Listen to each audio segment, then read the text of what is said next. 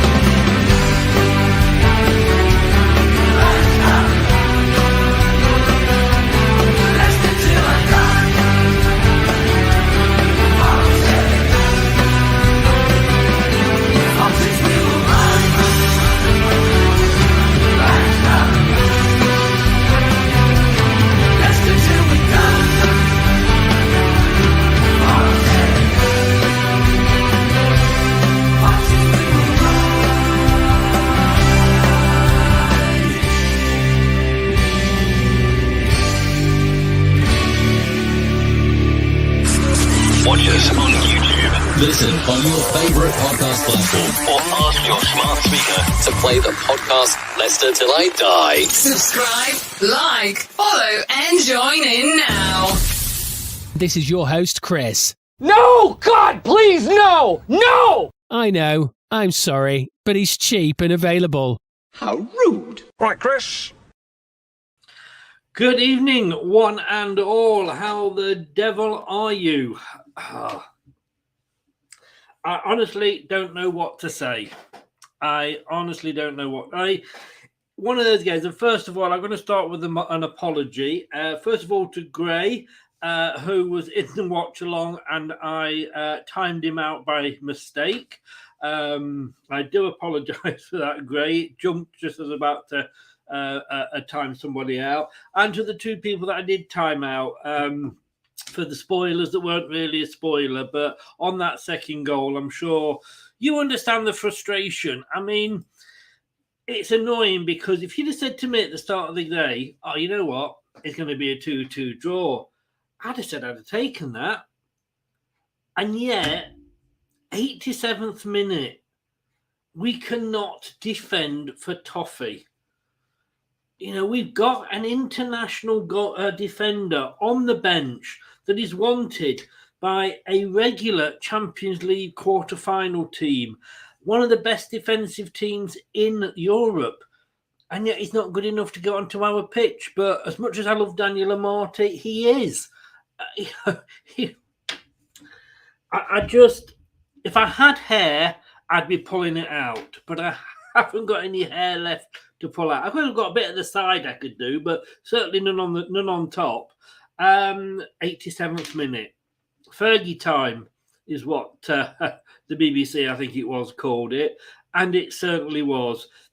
So many things to discuss. Brad's going to join me in a second. I know he wasn't able to actually watch the match physically. Apparently on the Leicester channel, it was some young ladies playing netball, and I'm sure he didn't watch that at all. Okay, Brad. But your halo will slip. But we've got some stats and everything to go through. There is a poll in the chat. I don't mind if there's a poll in the chat. I quite like the polls. I like the Romanians. The Czechs are quite nice as well. Yes, look, if I don't make stupid jokes, I'll cry. But there is a poll in the chat at the moment. Who would you sooner leave if you got a choice? Would you want to see Rodgers go, or would you want to see Soyuncu go? At the moment, 7 votes. It's 57% Rodgers, which I thought it might be more, but I know it's. You know, it's a bit of an odd one, but it's never going to happen. But there we go. Scott is in. Good evening, Scott. How the devil are you, sir? Are we after Anthony Gordon or Keylor Navas? I don't know. I haven't seen us linked with either of those. Naseem TV is in. Good evening, sir. How are you? Not seen you before. Welcome along to the channel. Please subscribe if it is your first time. Really would appreciate that. And David, you were in with me. You saw the pain we suffered together. I don't blame Brendan for that last goal. Ask Mendy why he didn't go after that guy that scored. Stood and watched. Yes, Cags might have done well or better than Amati, though. I agree. I had a very bad stream that kept freezing, so I just really didn't see the best of it. So I'm going to take your word on it, David. Well, let's get him in. Let's get him in and talk. I can see him sat in the green room, and he looks as miserable as anything. I mean, all I can say is the netball must have finished. But let's bring him in. Good evening, Brad. I hope that's because of Leicester and not because of me. Oh no, I just witnessed that, and anyway.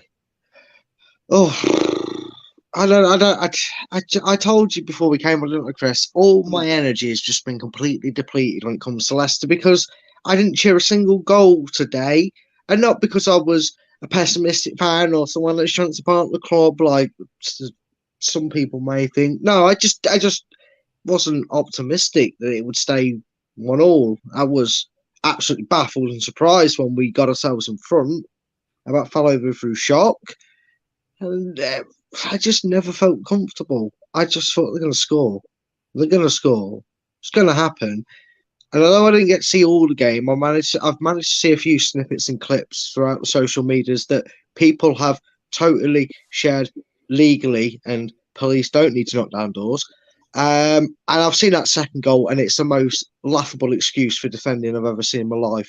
The guy has the freedom of the king power. He has that much freedom of king power. He actually got licensed to the freedom of Filbert Street to just dance, stroll, leisurely walk his way towards the ball and get the freest of free headers. You could not have gave him a better opportunity. You could have asked Evans this morning, you're going to score an equaliser in the 87th minute. How do you want it, kid? And remember, he's 18, so you can call him a kid. He wouldn't have picked it any better than the way it was. It was the most... Oh, God, Chris, the goal was painful. But the goal was painful. You know when they say when things are going against you, they go against you? No, we rightly deserved to concede from that because we were that awful. And so with the first goal... But that second goal hit the post, didn't it? Yes, but it was only because it was a good header, mate. It was either hitting the side netting or it was hitting the post, and it hit the inside of the post, and the net was in the net either way. It wasn't like it hit the post and it could have sprang out, but it span in. No, it was side netting. It was a comfortable free header. I would say ask them lot on the training ground, but they clearly don't practice them because they couldn't fucking defend it. But you ask any other fans from any other clubs how you want a ball put in for a free header at set pieces. That's what they do when they're knocking the ball around waiting for training to start, mate. That goal was pathetically bad defending from us. And, I mean, Nippon's asking then, good evening, Nippon, how are you? Were Leicester lucky to leave with a draw? I mean, when we went 1-0 up, and I thought Castagna had a lot to blame for that goal because I don't think he closed the player down enough. He was easily, gone past, if you like. But when they equalised, but when we scored, I thought that was against the run of play. I was quite surprised when we scored. But like you say, because of the season we've had, I didn't think it was going to last. Yeah, exactly. And it's sad to be saying it. I'm not saying this with any joy. I can guarantee you. I'm not saying this with any joy. I'm not one of them that's going to go, told you so, we're shit. No, I'm pissed off. I'm annoyed and I'm tired of seeing this and talking about this for the 5th game in a row since we've been out for the World Cup in league. It is the, 10th, 15th performance like this out of 20 this season. We've talked like this about a result or a game. Some in a lot more anger, but I put it out there, Chris, and and I get it. 2 all positives to work on, and we'll get to that bit at the end to try and scrape some positives out of it because there is some from it. there is some from this performance and result, but I look at it and I go, they scored the goal in the 87th minute, and okay, if you include 3 minutes plus stoppage time, whatever there was, I don't think it was 4 minutes. In them 7 minutes, we were panicking and praying that, oh God, don't lose the ball, don't concede a third, don't lose this game. And when that full-time whistle left, Brighton fans probably left that stadium going, oh, fucking hell.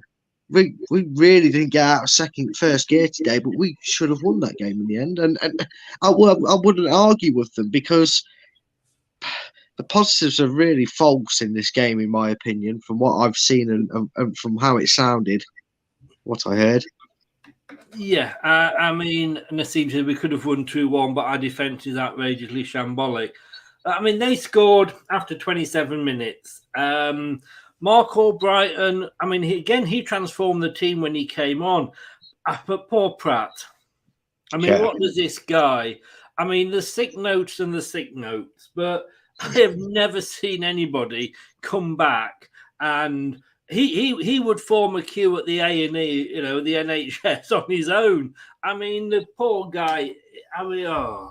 But do you know when we had the Great Escape year? One of the things that I seem to remember that and was the fact that towards the end, when we, as we started the actual winning the Great Escape, that there was a player that was starting to be played that hadn't been played all season, because his missus had texted something about the manager, and the manager took it personally. That was a certain Mr. Albrighton. Now, as soon as he was picked, we started to, we turned it round and we went on that great run and did the Great Escape. Now, far be it from me, but, the games that he's come on, and all right, the defence is another thing, but striking-wise, when he's come on, we've looked a different team. Yeah, it's almost like he's the only one that's got a decent cross on him, isn't it? Mm. And it says a lot when, and with the greatest respect to him, because he's an absolute legend. I always said he's Mr. Reliable. He's the definition of giving 110%, no matter who he's playing for and who it's against.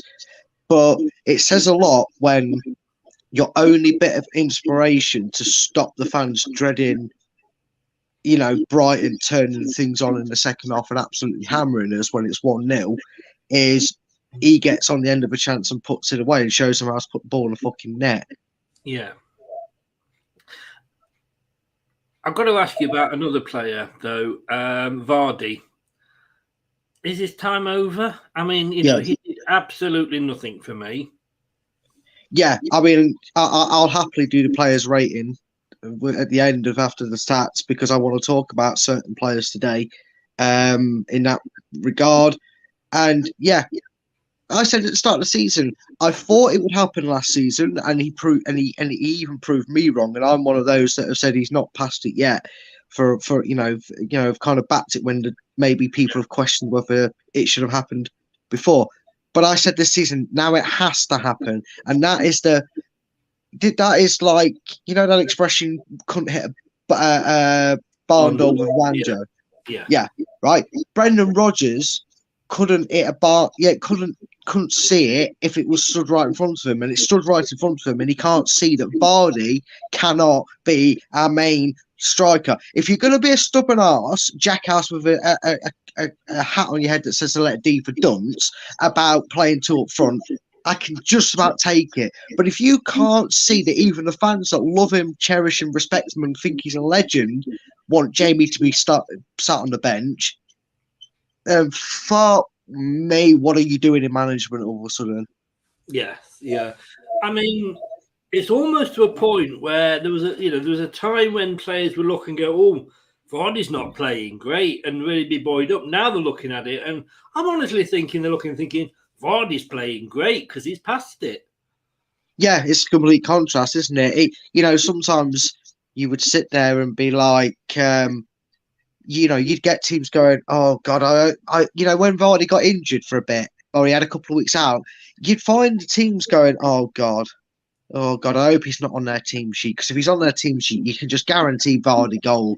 Even if he doesn't start, he'll come off the bench and score. And now it's like, hey, they've started Vardy, brilliant. He's going to get no service. He's going to fluff his lines when he gets it, because his body's finally caught up with him. He's past his sell by date now.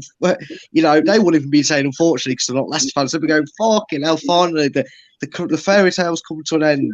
Get him over. You know, they'd be happy to see him starting. Yeah. I mean, right now they'd be happy to see anybody that's starting, as long as they're playing for Leicester City the way it's going for us at the moment. But yeah, I take your point here, Scott. You know, for me, Kel should be our main striker rather than Vardy or Daka. But he's got to have somebody playing with him. He is not a sole striker. And while Brendan wants to play one up front, it can't be, for me, Kelechi.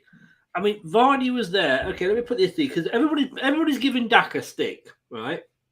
When you were in the chat earlier when of the watch along when I had the gentleman from Copenhagen Sundays on talking about the player, and I was asking, like, will he settle quite quickly, or like a Fofana, or would he take a bit longer, like a Samari or a Daka? And he felt that he would settle quite quickly. Now, people, I think, because we looked at Daka, and maybe he lived off it for a bit, but those 4 goals against Moscow. But to me, I mean, he's come on today for 4 minutes. Now, how can this guy show us what he can do? And if he's not playing regularly, and I do not mean Vardy plays one, he plays the other. Vardy plays the next, he plays the one after that. I mean, he is on for if it's 80 minutes every single game, and Vardy comes on for the last 20. Look at Kelechi. Couldn't hit a barn door, like you said, with a banjo. That season, playing game after game after game, and suddenly, he was finding the net. Surprise, surprise. Now, should that, could that not be the case with Daka? Yeah, no, it's exactly the case. It's the case with both of them. It's like turning around and saying, "Oh, that goalkeeper, he hasn't kept a clean sheet in 7 games. Why is that? Well, why have none of our keepers kept a clean sheet? And you've got one playing for one game, one playing. They're going to keep conceding because the defense can't trust who's behind them or is going well. They keep swapping and chopping and changing. You've got to have a run of consistency. You've got to have a run in a team. It doesn't matter if you're 22 or if you're 32 or older in Vardy's case, obviously, but it doesn't matter. You need a run in the team. And I think the problem that Kelechi and Acho and Daka suffered with isn't necessarily which one of them would be the better lone striker.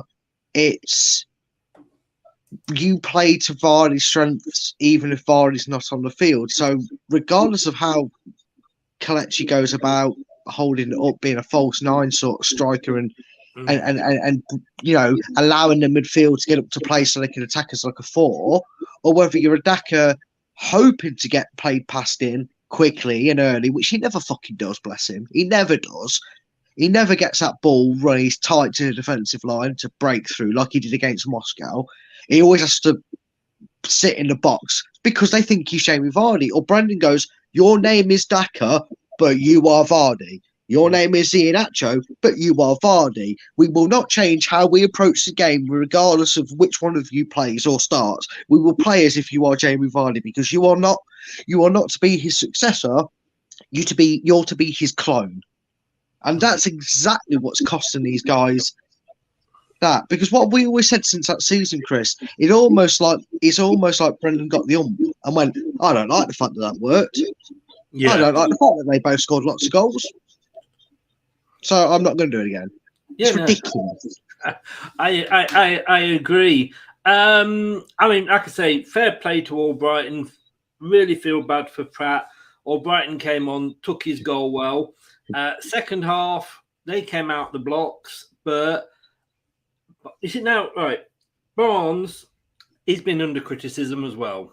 Oh, he can't score. Why are you playing Barnes? And Craig says it a lot, that... Rodgers will fall on the sword that is called Barnes. But he was there. And I do not get why he's in that position and Vardy isn't. Vardy's in the middle of the melee with Thomas. I mean, Thomas jumped up behind Vardy. Vardy missed it and hit Thomas and went to Barnes. Why isn't Vardy out on that wing, or out not on the wing, but looking for the space? Honestly, I don't know, but for me, I think unfortunately it's that old cliche in football. We say managers have the favourites. Vardy is going to be remembered as a legend. He's always going to be a favourite. He's going to be, he's the adoptive son of Leicester. We know he's a Sheffield boy, but deep down his colours are still blue, but they've changed to the fox is on his heart, not an owl anymore. Yeah. But and people will also always say, and they say this about any legend of the club, he's allowed that though, like a favourite child. I know he's not doing well, but come on, 4 seasons of scoring 15 or 20 goals, it's okay. He can have this season. It's his last one, bless him. Whereas if Harvey Barnes doesn't do it from the very start and continue doing it all his career, but I think there's a misconception with Barnes in terms of goal scoring, because I'm pretty sure, in fact, I know this is true. He's our top goal scorer right now with 7 goals in the Premier League. Not a single Leicester player. Yeah, he's equal top now. Yeah. And I'm pretty sure more goals. Sorry, he has scored more goals than our 3 main strikers put together. Yeah, and that's scary when you consider we know that they've at least got a goal between them, all 3 of them. So that says it all. And I would be interested to look at maybe since Barnes returned to the club, maybe not that January to end the season period, but maybe his first full season since he's in the club, he has to be in the top 3 scorers for each season for us. Because if it's not a Yori and a Maddison with a Vardy, I can imagine he's got to be close with that. So I just don't think he's a winger. I think he is actually better suited.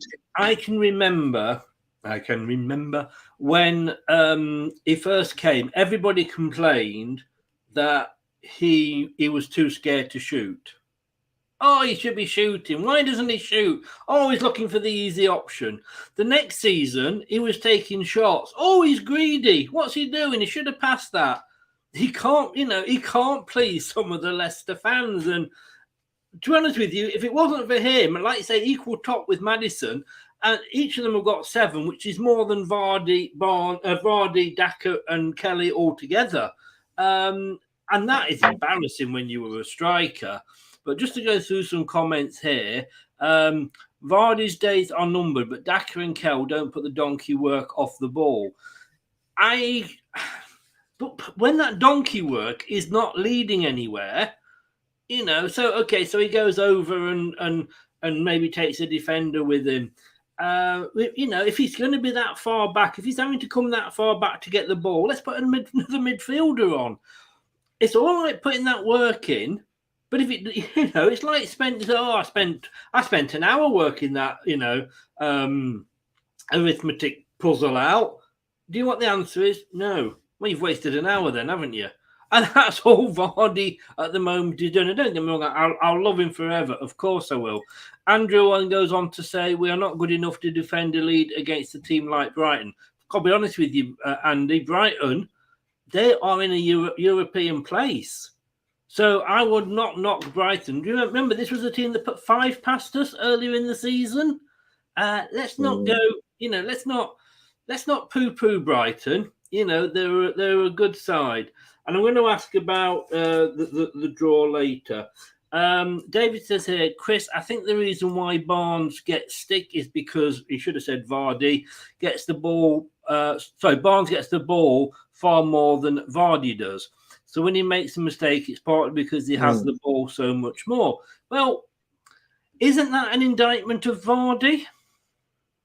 Why isn't Vardy going and getting the ball? Well, because that's not what he's told to do. That's not what he's instructed, and he's never really been done that. I think he had a small spell where Ranieri for like when he was losing the plot tactically, and maybe Powell near the end of his reign, ironically, started asking Jamie to get back. It was actually Brendan Rodgers that said, we want to get the most out of Jamie Vardy. To do that, we have to restrict his work even more. So he can't be running back 40 yards and then expected to run 60 yards in the opposite direction week in, week out. He can't do that. Nobody can. So you manage a player. I wonder, and I've discussed this many a times when we've talked tactics, and I've spoke very, very strongly in how I think and feel we should line up and what formation we should use, which scraps the wingers. I actually feel that Barnes has the explosive pace about him, but doesn't have the stamina to continue it. And I think we got fooled with the explosive pace. I think we've got a winger on our hands here. We've got a winger on our hands here. He can run past him. He can knock the ball in. It doesn't matter. We don't need him to cross because we had Okazaki and Vardy at the time. So it's not like we were aiming the ball into Slimani. Another striker in my head that might have been useless, but he wasn't when we actually played to his strengths. It's funny how that I almost call it a Vardy curse. But for me, maybe they missed a trick. Maybe they should have used that pace and realised that he's a striker or an inverted forward at least. Yeah, people they score goals all the time.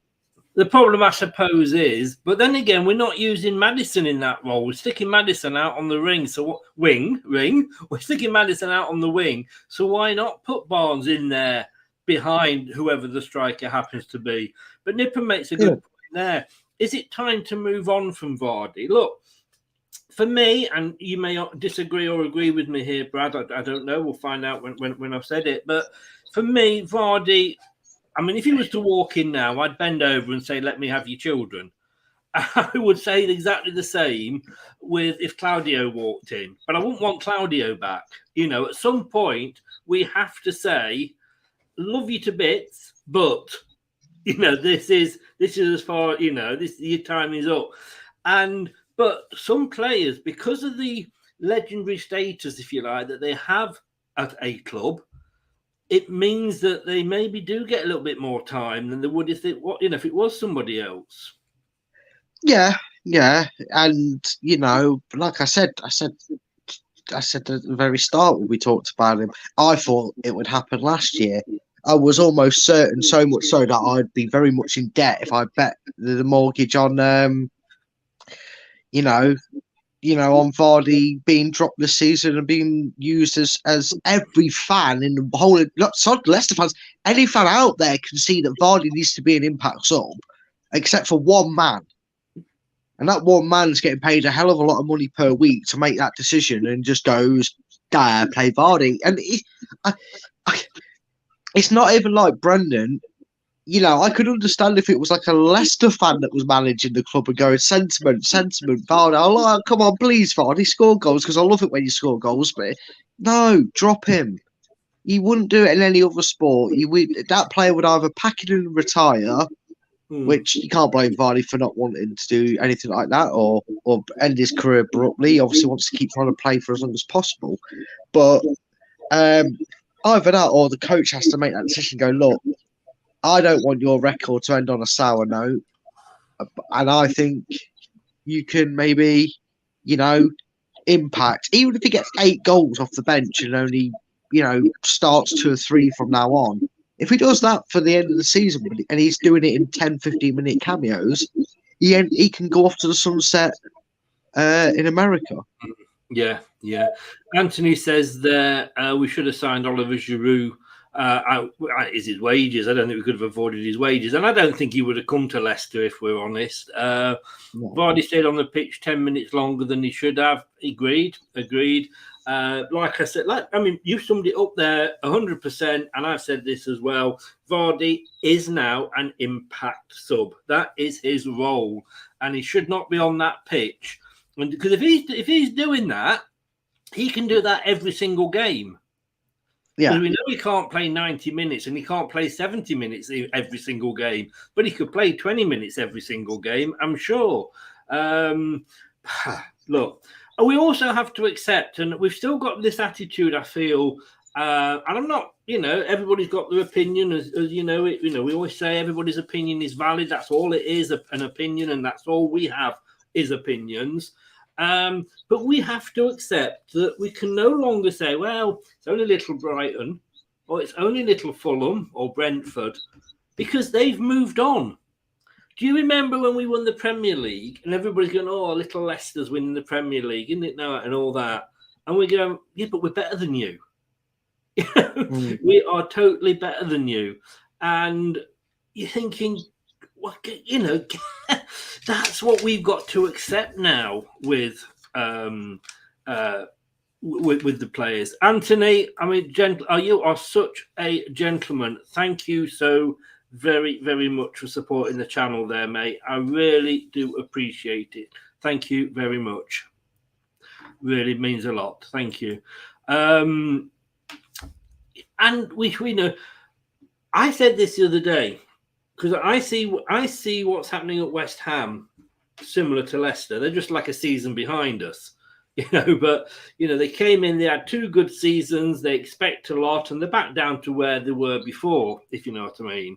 So shouldn't, has our time gone and we are back now to mid-table team, maybe? We reviewed every team's performance at the halfway point of the season.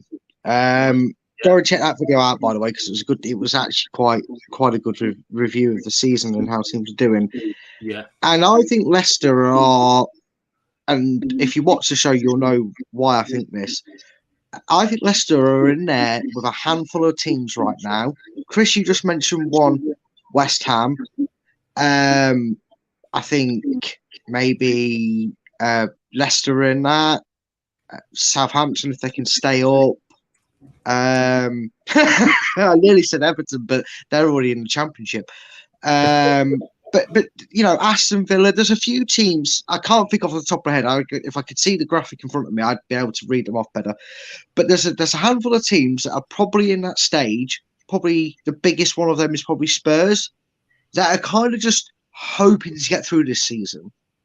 And what they're hoping that their owners are either going to sell up, if you're a Spurs fan or some other fans, or they're going to invest, which is where Leicester fans are hoping that they're going to be able to invest. I know we've spent already this window, but we're obviously hoping that we're going to be able to invest, because we're in the same similar boat, because we've probably got 4, 5, 6, 7 players that aren't going to be here next season for one or two reasons. We're either going to lose 1 or 2 for big money, or the contracts are ending and they're not going to sign a 2-year extension or whatever to stay on. We're going to lose a big chunk of the wage bill that we needed. And I just think we've got that kind of, it's like a pit stop, isn't it? It's a pit stop season. That was what I was trying to think how to explain. It's like a pit stop. We've got to go into the garage, drag this poor body carcass that is Leicester, keep it just about in the Premier League, revamp it, put a new engine in and refurbish it and go again, and then restart that push for higher up the table, because that's where we are right now with a lot of them teams that we've got in there. Just putting that up there, as you can see, that's what we did the other day. Do you remember when any team in any of the top teams in the Premier League could go to another club and go, we want him, here's 10 million. Shit, we need the money, we better sell him, right? And then suddenly, like Man City said, we want Johnny Evans, here's 30 million. And West Brom went, no, we don't want to sell him. We don't need to, because we're getting a lot more money now from the Premier League. And suddenly, everybody was all like, yeah, we've got a lot of money as well. We don't have to sell unless we really want to, etc., etc. And I feel it's like that now, that we have to accept that there's not that, we used to always say, didn't there was 3 divisions in the Premier League, the top 6, the middle, and then the regular bottom ones. But those other 2 now, it's hard to define who's what.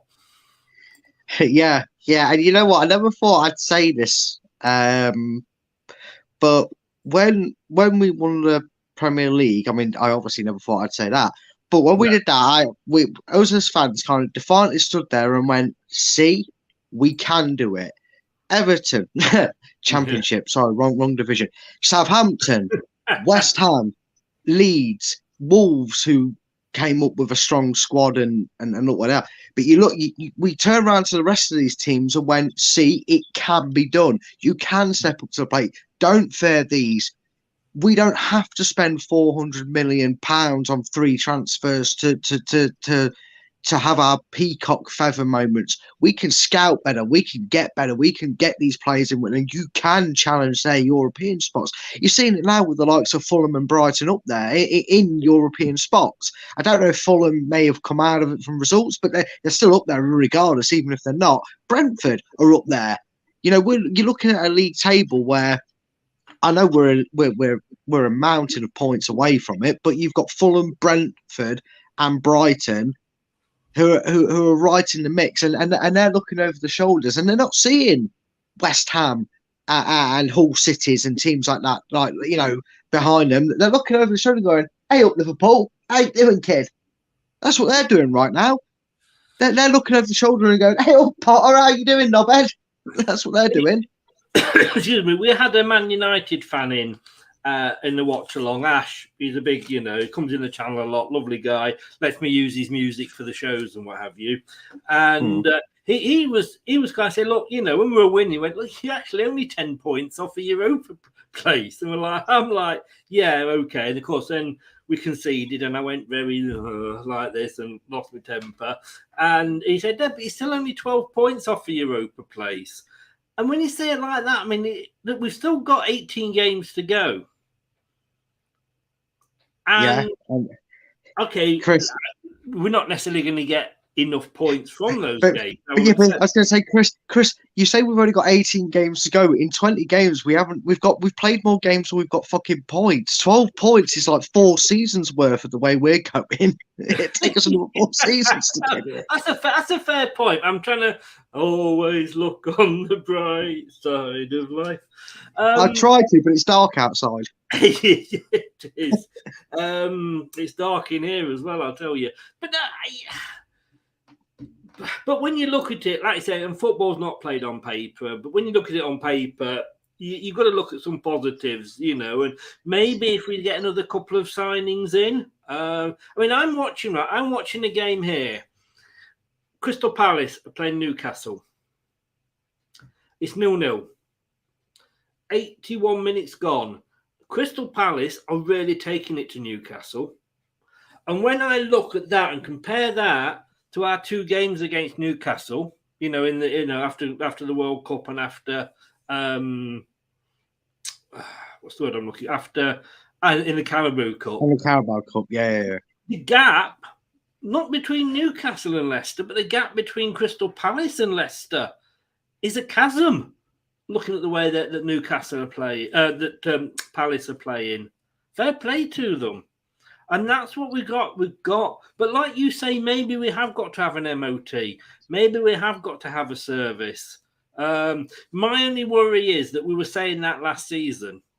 Yeah, but we didn't clear them out. That was the problem. It isn't a problem that's only just appeared since August. This is something that we were like, move Perez on, maybe replace a Marty, give Soyuncu a chance was the argument. But, we were thinking, we also added to the stockpile of crap in a nice, as much as we know that they were emergency signings. 2 very Southampton-y players come to mind when I think of that term. We added to the scrap heap pile. We didn't take away from it. And that's the biggest thing that Leicester had is, and again, you can root this back down to the manager and the negotiations they made. Why would anybody, with the greatest respect, take somebody like Daniel Amate when he's probably sat on 60 grand a week? When as much as I love Daniel, and he always makes me smile when he goes up to the camera on his training videos and pulls a funny face or whatever, and I like him as a player, but realistically, he's earning double what he's worth. Yeah. I like Daniel Amate. He was my most improved player last season, and God knows where we would have been without him. But I'd sooner have Soyuncu in there. Right now, I'd sooner have a Scarecrow because it would remove more for their equalising goal. I tell you that now. In fact, Wout Faye's running at him was the only reason I knew that the screen hadn't frozen because I thought I thought it froze. I've got to be honest with you. I do know the Scarecrow you mean, and I think he's really, really good. He's outstanding in his field. Hey. I'm not going to bash the table because last time I did that, all my cameras went off, and it worked. Yeah, that happened a few times last night with your technical issues you were causing yourself.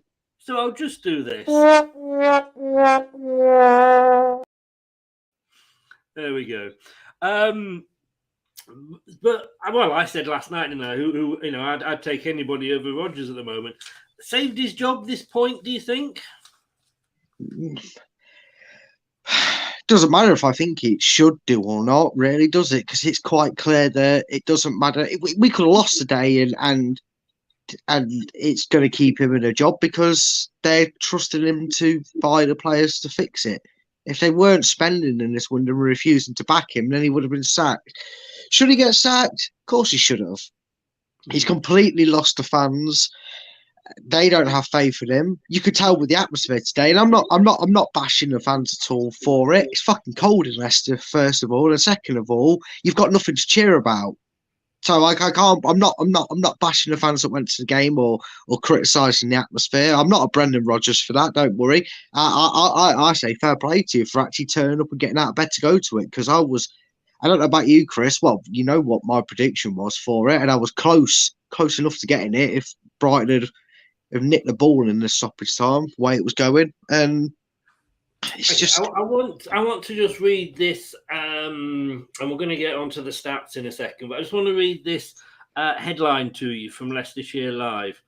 Brendan Rodgers critical of Leicester City players who don't care enough after Brighton draw.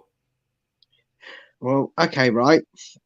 This is the 6th time I can remember I've heard something, you've either said something similar or them exact words, Brendan. You started it, to my memory, in the FA Cup 4th round debacle against Forest. Here's an idea then. Fuck them off to the under-21s. Tell the coaches, don't want them playing, they're training. Training only. If you want to pick them for your under-23s, fucking go for it. But I don't want them here. I don't care if we have 11 players on the pitch and 1 substitute. At least then, he talks about fucking transparency and fucking do it against Walsall. Or if you're going to use Walsall as a gateway to give players fitness and time back, fine. Against Villa, I don't care if he puts 11 players on the pitch and has no substitutes. As long as he's going, these are the fuckers that care. That's why they're playing. I'd rather do that fucker than Brendan. Don't come out here and go, oh, they're not trying, they don't care. Fuck them off then. I just think when a manager has to blame players, we know he's diverting it away from himself. Oh, of course he is. You know, I mean, of course he is. It just goes beyond like you say. If the players don't care enough, is it that they don't care enough, or they just don't want to play for you, Brendan? Yeah. You know, Pratt went on today thinking, "Oh, I've got to start, but I could go and score a hat trick, but I won't be, won't play in the next league game."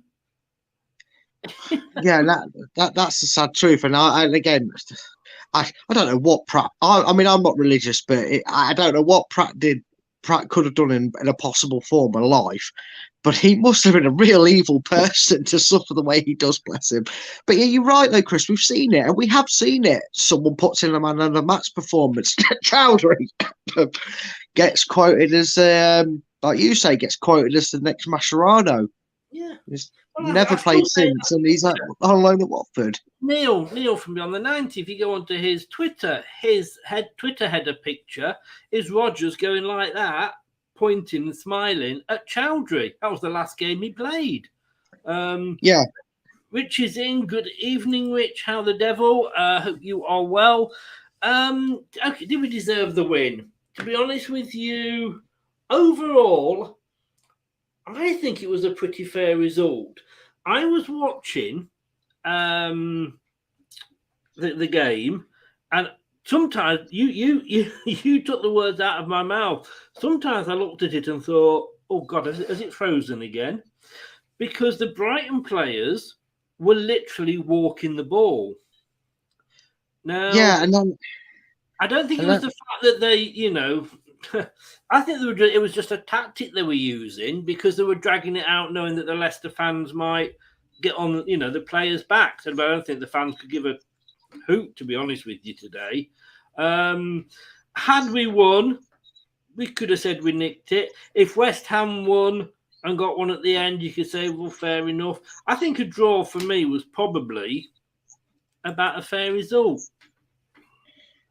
I think it was, but isn't that even more worrying? Because had Brighton even turned up slightly, I think everybody left that game. I think the result, on the basis of play, the way both teams played, is fair. It is a fair result because they weren't brilliant. I don't even think they got out of neutral, let alone into first gear, compared to how they have been playing. He could be right. It could have been tactical. He could have wanted to say, look, we don't need... He probably went, he probably said, you know what, we don't need to do much to beat Leicester. All we need to do is slow them down, frustrate the fans, and we can win this game easily. And we got away with it. Some good finishing, which is very weird to say with how it's been recently for Leicester in terms of lack of goals.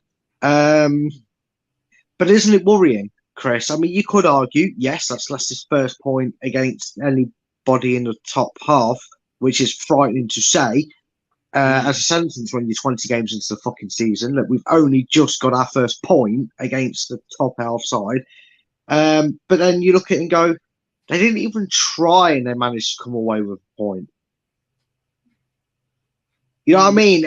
Yeah. You could say that they were slow and lethargic, which they were, and it wasn't a brilliant or pretty game. But what would the score? Did anyone who went the game? Did you leave that? Did you leave the ground today? And this is a question to those that are in now.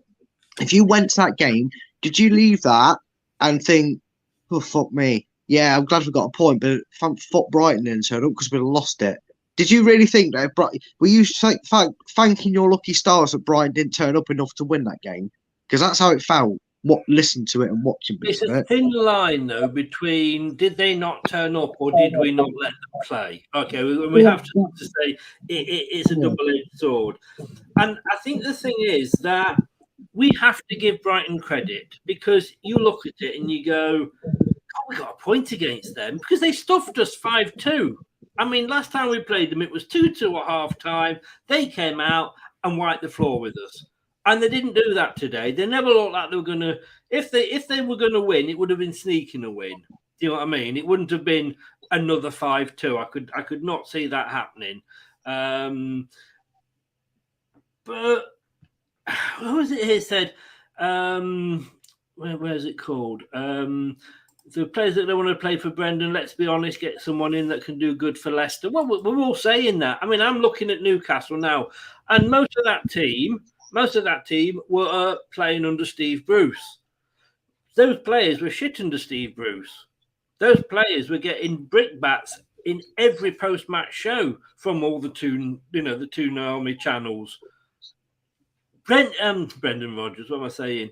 Eddie Howe's gone in. Almiron, he's turned him into a world-class player. You want a manager that will go in and make the players better. De Zerbi has at Brighton. He has carried on. Because I thought when Potter left, it's going to go downhill now. And it hasn't. He has carried it on. And full credit to him for doing that. Arteta has gone into Arsenal and he's got rid of the deadwood and he's made those players that are there better players. Brendan Rodgers has gone in and taken a good team that started good and made them into bad players and made them into... How long will it be? Oh, it's all kicking off here. Thought we're going to have a fight. How long... And I jokingly said this on the start of the watch-along, but it's actually got quite a serious point to it. How long will it be before? Well, apparently we call him VK because that's what he's known as. How long will it be before Brendan Rodgers takes the good player that is VK and turns him into an injured player that just likes to pass it back to Danny Ward all the time? I'll probably give it 2 or 3 months. That's generous.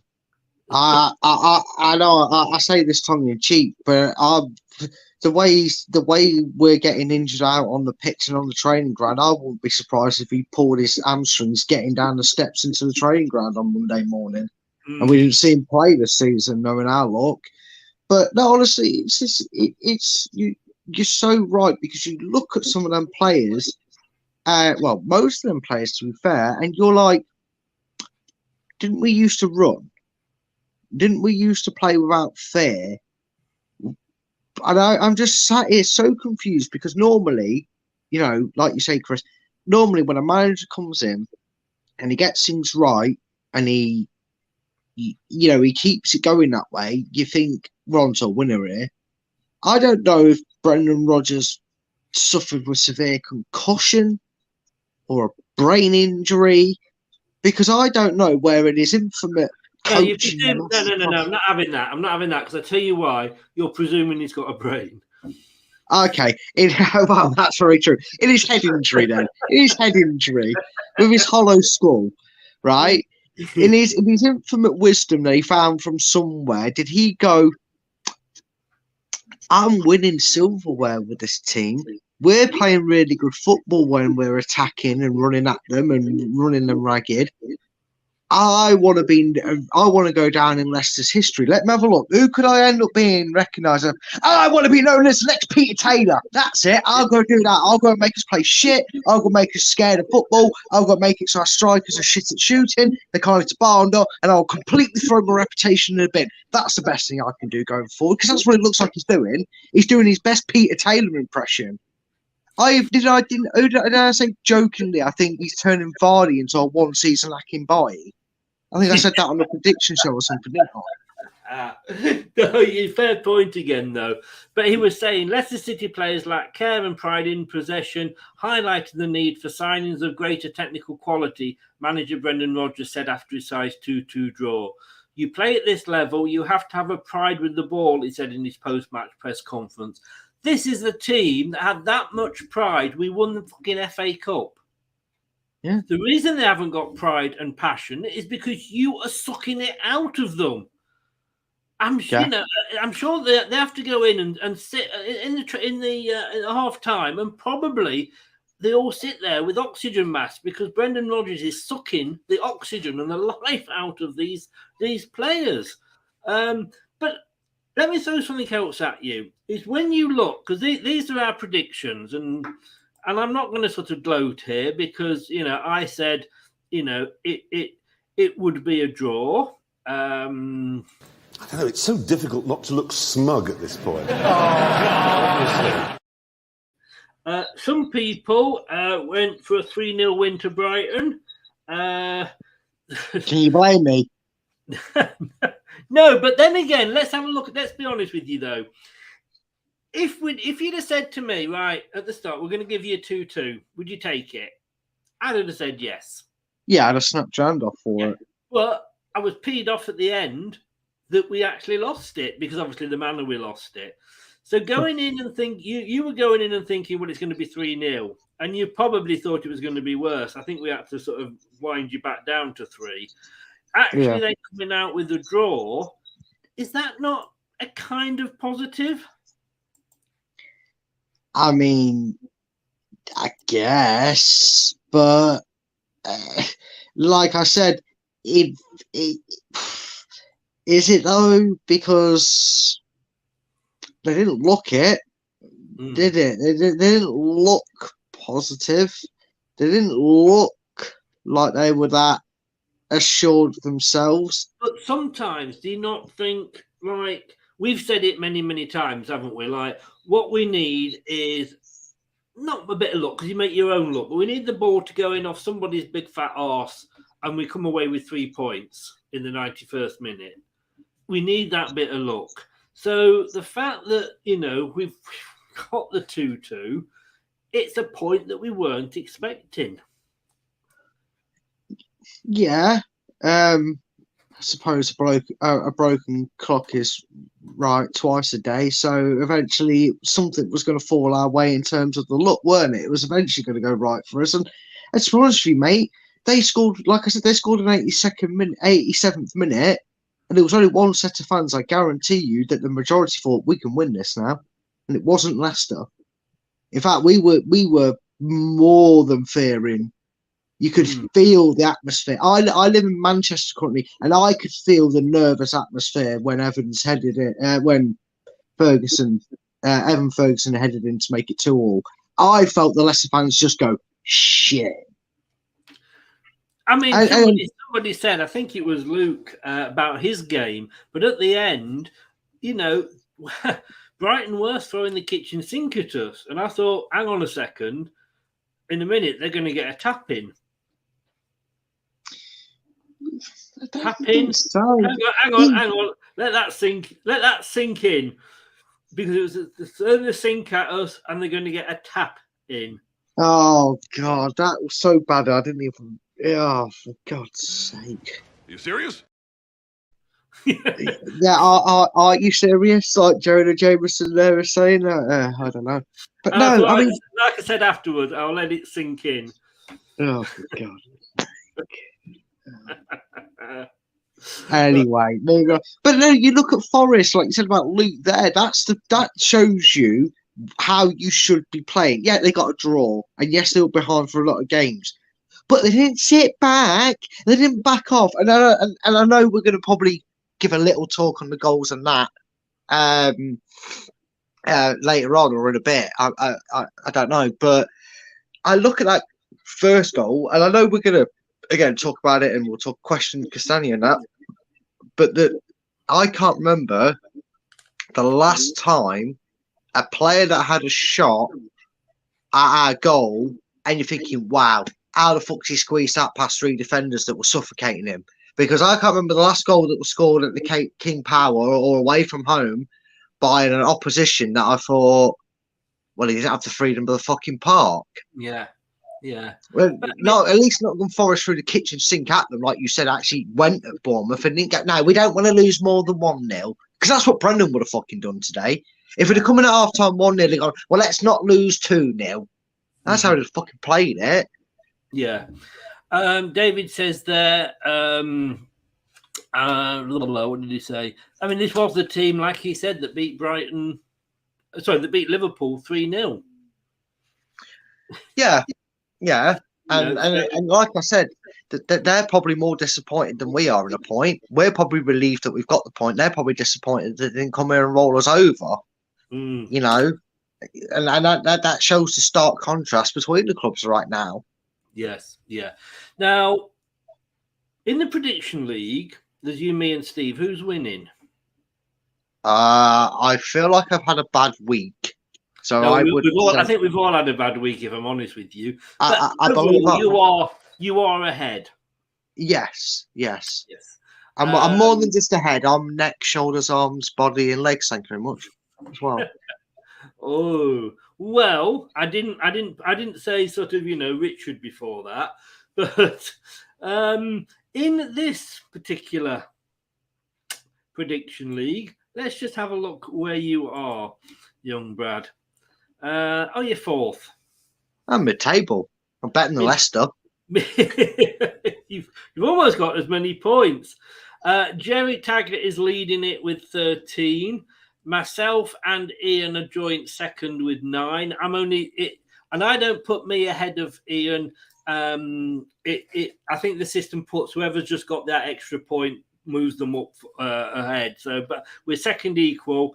Brad, you're 2 points behind on 7, equal with Ian and Walshy.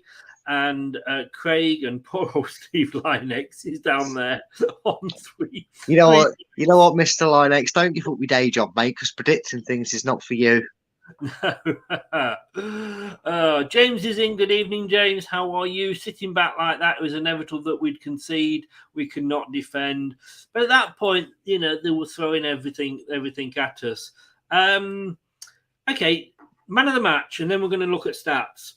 I don't know if you can pick a man of the match because you were listening rather than. Yeah, the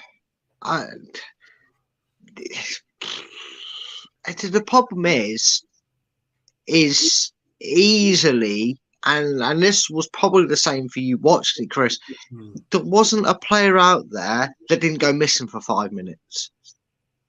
I mean, I was like, I know this isn't the most interesting of games, but as Vardy come off, and then commentators curse, as you say, you'd hear, and the ball goes to Vardy. I was like, oh, fuck me, I thought it'd come off. And then I was thinking, oh, did we take Tillemans off and Maddison then? And I was thinking, oh, no, I thought he took Mendy.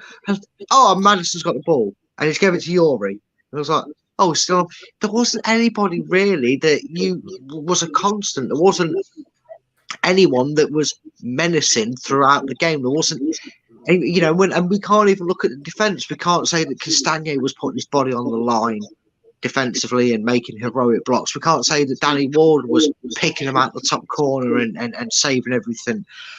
There just wasn't. No. Well, David, I know it was a 2-2 game, but David's gone there for Ward. He said he made 2 great saves that kept us. I mean, like I say, I think he was he was on my stream, so he's probably watching it. For me, if I picked somebody, it would be Brighton. I've got to be honest, because I just think he. Yeah, I'd probably go with that. He came on and he scored. Apart from that, I mean, yeah, Yuri, I forgot he was on the pitch. He looked knackered. Somebody said he looked knackered. It might have been David, actually, that said he looked knackered. He always looks knackered. He did much. Vardy was like, who is he? Why is he on? But this is who, obviously, as you know, Alan, you've seen it probably on Twitter. Yeah. Alan goes to the match. He sits there, bless him. He's got a season ticket. He goes home and away, and he picks his man of the match. And I always bow, as very rarely that I ever overrule him. I think I've done it once this season, and that was because it was the game were that awful that I actually said we're not having any man of the match. Nobody deserves it at all. But he has actually gone for Papa Mendy. I mean, how many times we said this season? There's not that many to choose from because the performance wasn't exactly, and it wasn't a blockbuster of a performance from anybody. But we have said when we've given this award out to the likes of Mendy and Samari and Ndidi, it's probably the only position where it's a good sign when you don't hear their name as much. Well, that and obviously the goalkeeper. It's nice to not hear your goalkeeper's name mentioned too much. So, yeah, I can see why Mendy was probably his man of the match, because you didn't actually have to hear that much of him, which to me says it's either out of his jurisdiction where the ball was, or he did a good enough game. So, yeah. Yeah. 32,056 were there today. Really? Yeah, no, you wouldn't. You said it was very quiet. It sounded it, yeah. There was no booing or anything, was there not? Or no sort of big Rogers out chance? No, it just sounded like you could literally, like I said earlier, you could literally taste the nerves in the crowd, because the atmosphere was kind of like, I wanna sing, but I'm shitting myself. Yeah. And the Brighton fans weren't much better, to be honest with you. And that's not anything personal. They were probably too cold to clap. It was cold down at Leicester today. But the overall, as you can see here, the overall man of the match has gone to Mitoma. And I've got to say, that goal that guy scored. I mean, I could argue that Castagne should have closed him down more. But my God, did he top bin that? I mean, and I can't blame Ward for it. It was an absolutely amazing goal. But you can see from that point there that Brighton has got 7.2. He is our top player. This isn't this is, as you can see, is whoscored.com. It's their own guys that watch the match, so this isn't the fan one or anything. Tielemans got 7, which was surprising. Because like you say, but overall we averaged 6.44. But the team that beat Liverpool, they only averaged 6.62. So, there wasn't a huge difference. So let us have a look. Let us have a look at shots. Not a lot. You can say they had a lot more shots than us. 9. Well, they did have a lot more shots. We had 9. They had 13. Vardy, that says, okay, so Vardy was on for 80 minutes. And he's our main striker. And he's had 1 shot. Why is he still being picked? Golden child syndrome, I'm afraid. And this, normally with Vardy, like we said, there's reason to validate Vardy being the golden boy of the classroom. But this season, there's no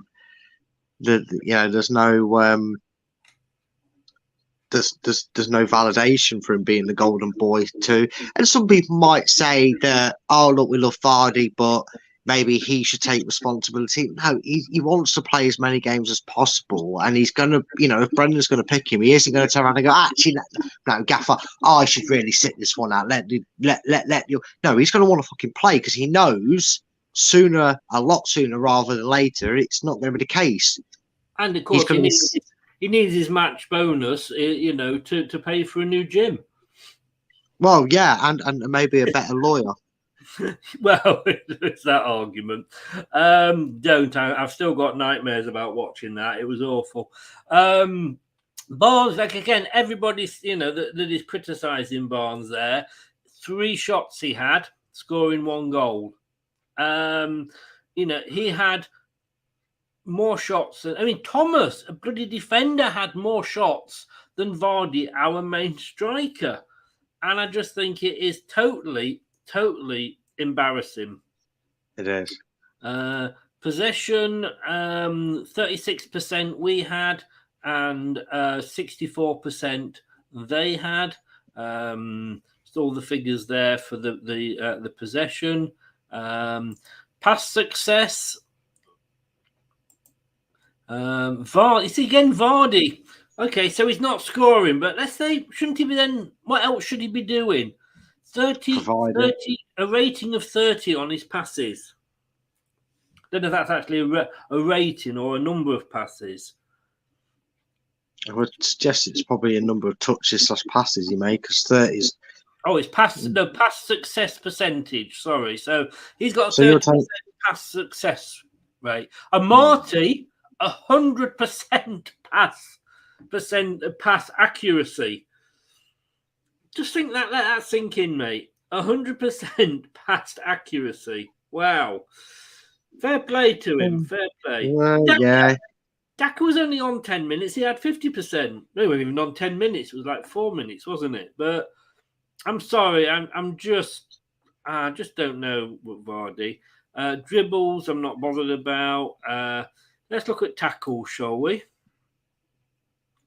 Thomas didn't get a tackle in. Couldn't hit a fucking banjo or a barn door on that left side, could we, when it comes to winning the ball back? No. You notice we could barely do it on the right side. It's only Castagne sitting back and sitting deep. You know what I think? We allowed the wrong fullback to get forward. That tells me. Because you look how deep that it's just silly. Just this. It's awful. Obviously, we're going to be having a new left back, and I am sure. It's weird to say this because the new wing back or the new left back that's going to come in is younger than the left back we've got at the moment that we are then going to probably send out on loan. But if you think Justin's going to be coming back, once Justin's back, it will allow Thomas to go out on loan because he didn't have that chance that Dewsbury Hall that Barnes has had, has he? No, he's not. And again, this is why I've always sympathised with Thomas because, yes, I agree, he's not standard Premier League yet. He could probably hold his own, which he can do to a point. But when it's come up against a Spurs away, which seems to be his biggest Achilles, he always seems to be against Spurs. But when he plays these bigger sides or more evenly matched sides, he gets swallowed up and lost in the game.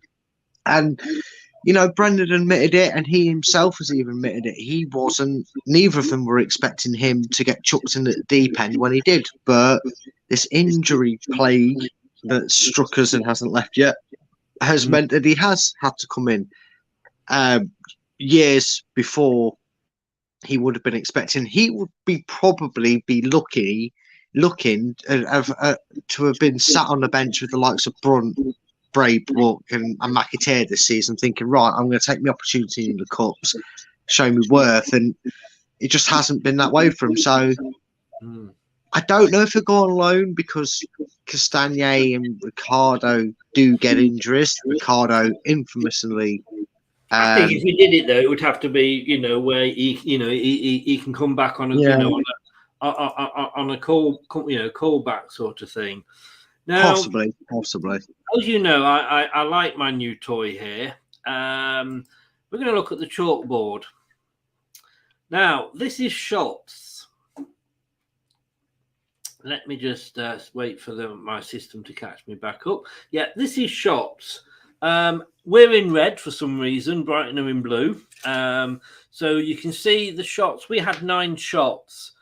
And they keep saying that we're a long ball team, but all the shots apart from one there were from inside the box. It was Brighton that were taking pot shots from distance.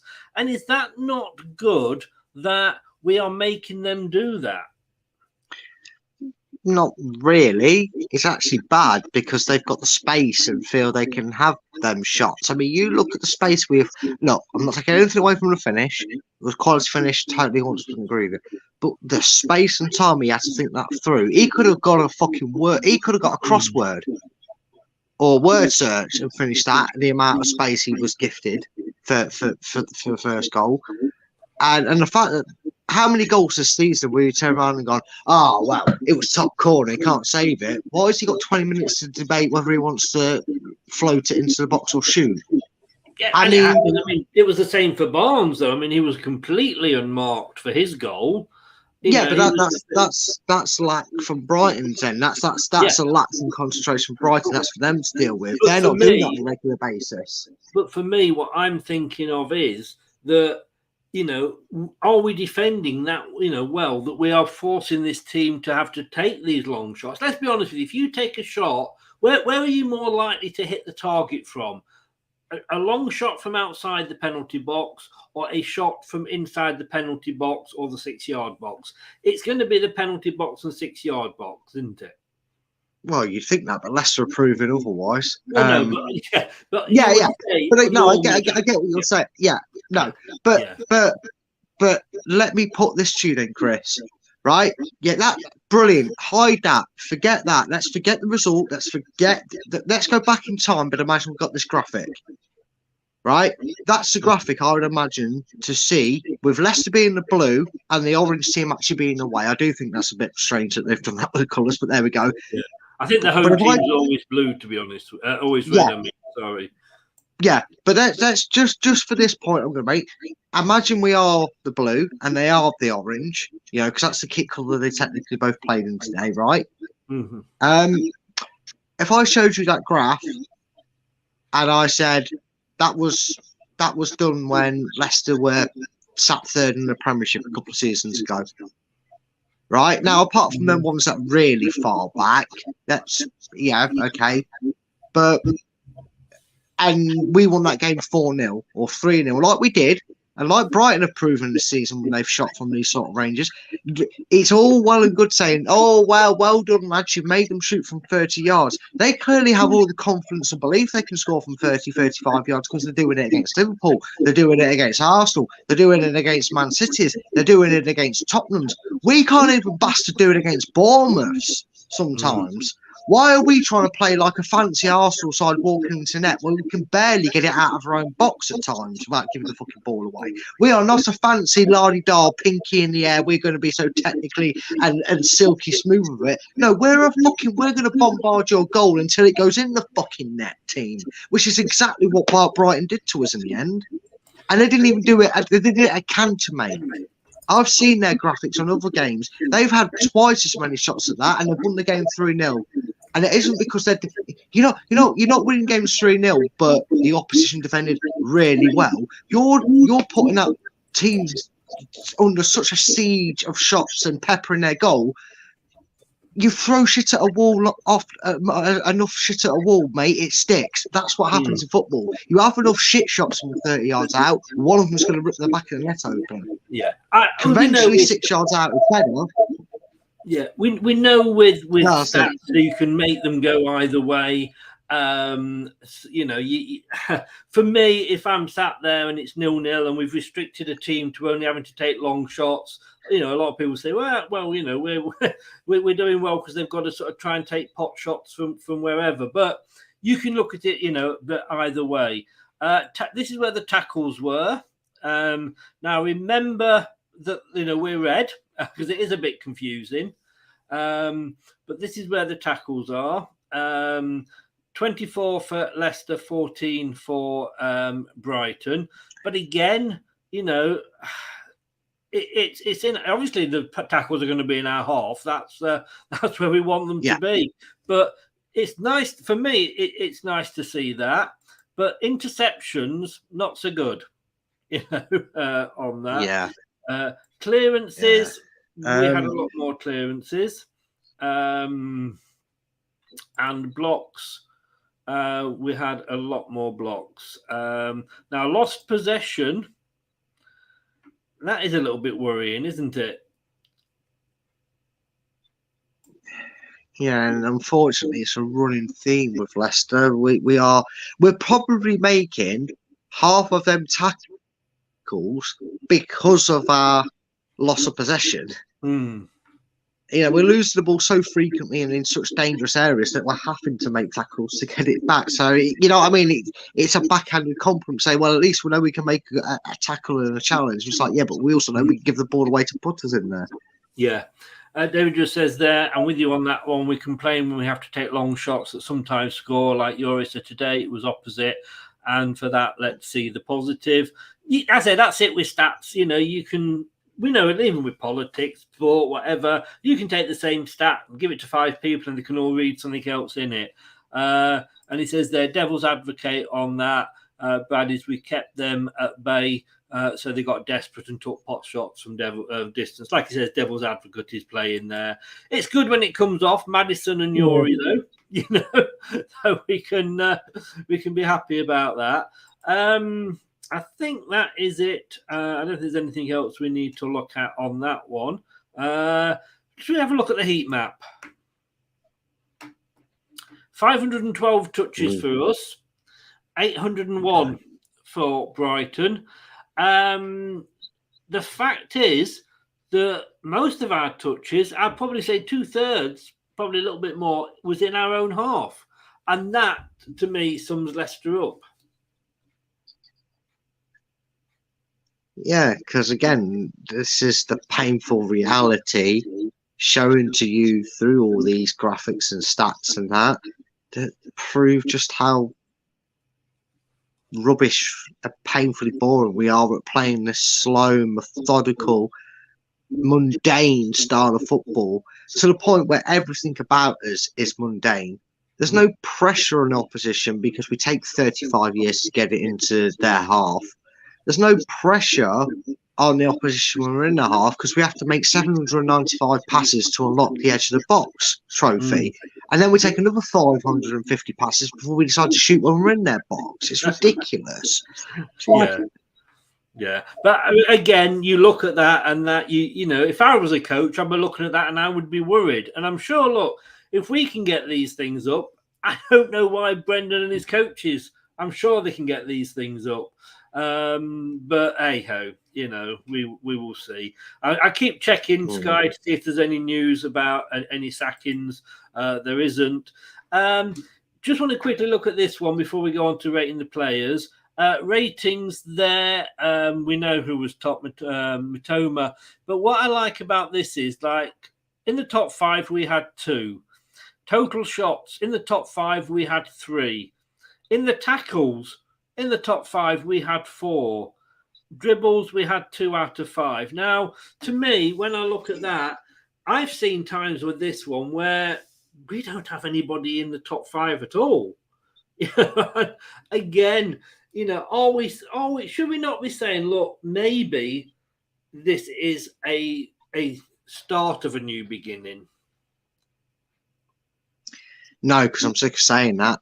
How many times we big this up and give it some hope? And again, it's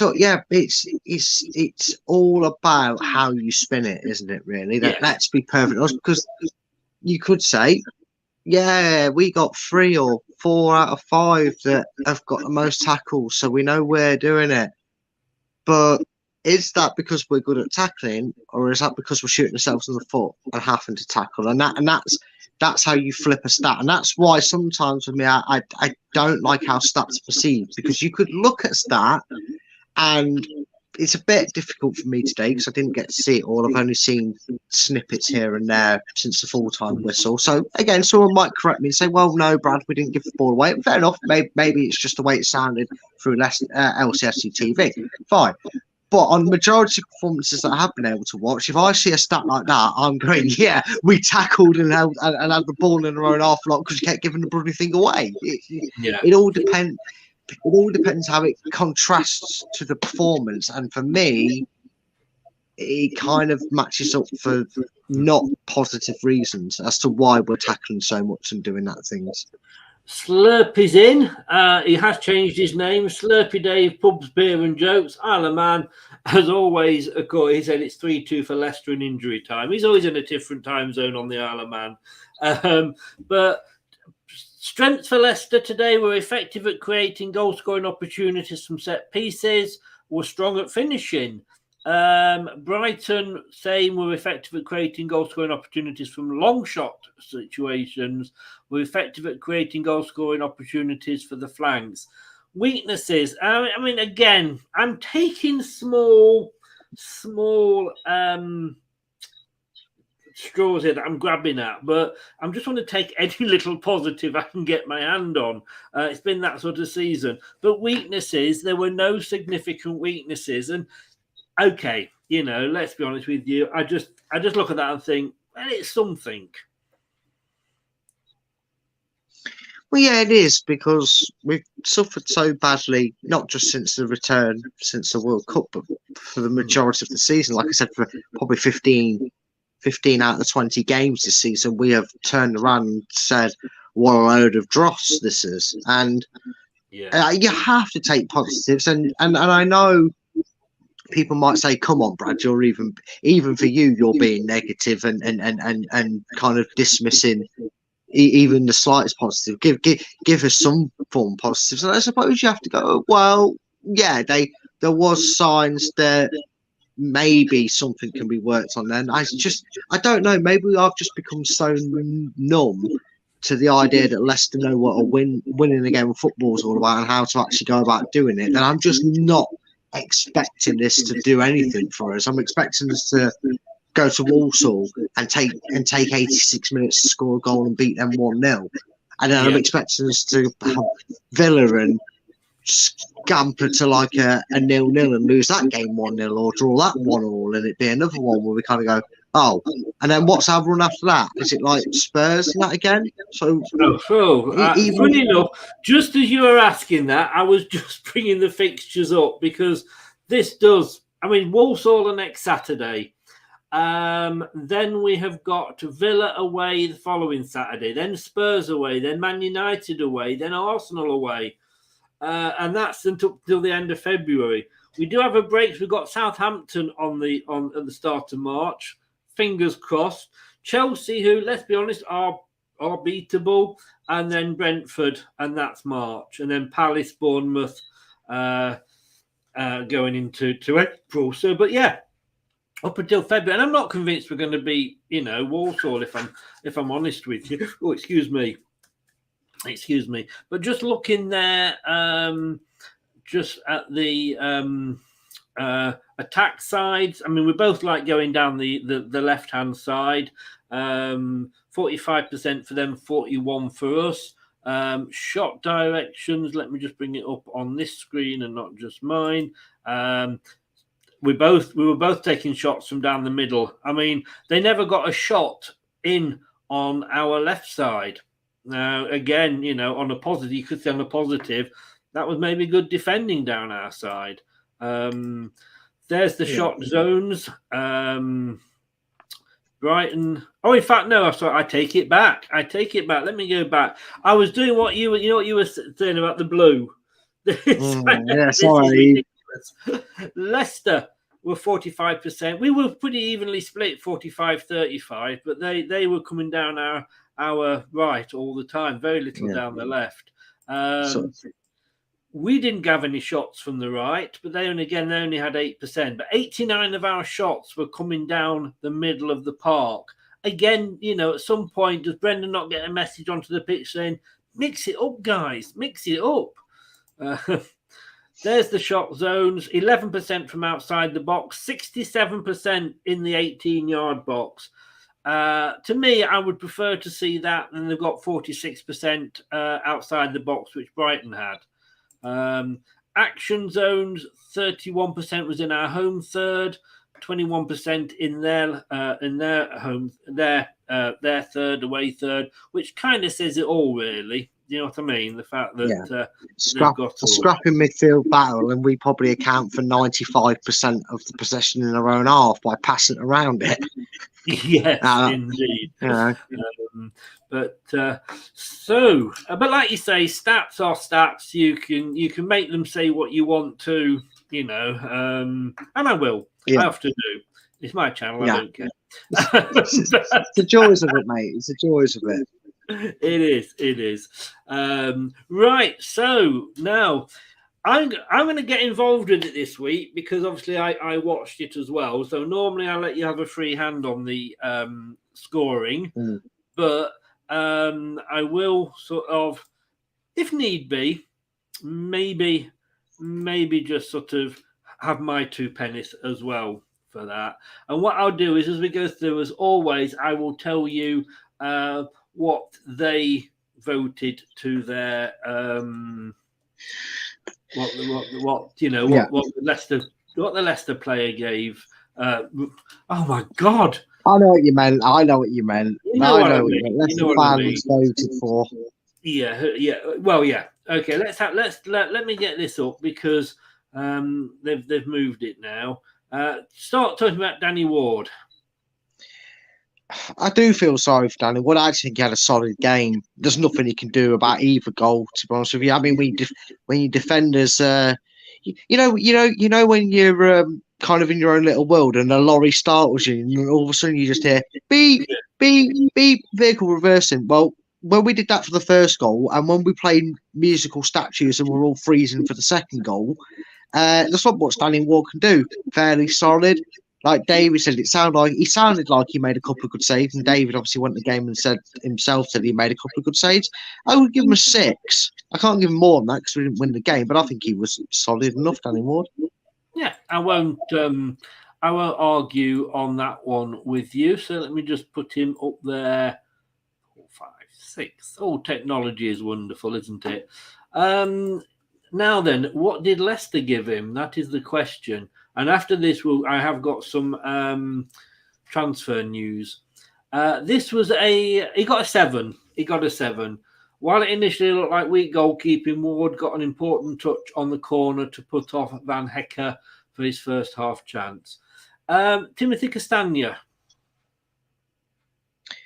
Now, this one might cause controversy, but just bear with me going off visuals and what I heard. I'm going to give him a 4. Okay. I think he was. I think he takes the lion's share of the blame for the first goal, although he was the only one that actually bothered to get within, 2 meters of him. Didn't do it. It doesn't do stifles us going forward on that right. I didn't hear him in any attacking sense like we used to when Castagna normally plays. Was quite poor. So yeah, for me, he only gets a 4. Right, I'm going to up it to a 5, and only because obviously I was watching it and I saw a little bit more. I'm not. I mean, the Mercury gave him a 6, so I'm not going up to a 6. But I think he probably wasn't. That sounds generous. In fairness, sorry. Well, they said I think fared too badly against the tricky Mitmoa. I mean, he was up against the man of the match, making a few well-timed challenges on the Japanese international, but just affording him too much space for the goal, which is basically what I said at the start. So for that, I don't think he deserves more than 5. And 4 or 5, it's, swings and roundabouts, isn't it? Daniel true. The man with 100% pass success rate. Yeah. But also the man that was caught playing musical statues with the other 5 Leicester players for a goal. I think, again, I'm just going to give him a 5. Didn't really, got some blocks. No, you know what? Give him a 6 because he got some blocks in, he got some tackles in. He didn't do anything wrong. He didn't have a bad game. He had a fairly decent game, to be honest with you, apart from the most glaring moment came when pretty much every Leicester player, apart from Wout Faes, who made his movements too late, 5 or 6. If you think he did better than the 5, I'm going to let you go with that one because I'm trying not to be too biased because as much as I love him, I obviously have to have Soyuncu in there. But they gave him 6 in the Mercury.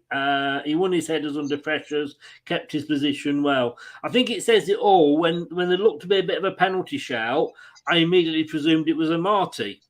Not that I could have been further from the truth because it was Thomas and they don't look anything like each other. But yeah, I just saw it because obviously what it wasn't sort of zoomed in on it, and I thought, God, penalty shout, that must be a Marty, and then it was Thomas, brother from another mother. So I'll let you go with the 5 on that one, which is basically, like I say, what the Mercury gave him. Our friend Wout Faes, no home goal this season. That's going to be worth at least 1 point. This game, I mean. Yeah, it definitely gets him off to a flyer with 1 point there. And I'm going to add 4 more points to him.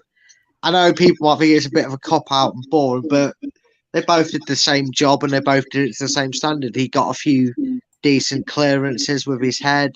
Didn't make too many mistakes that I noticed or heard. So he gets the same as his centre-back partner for me because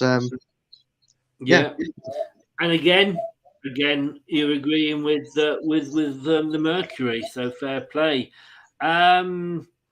Luke Thomas.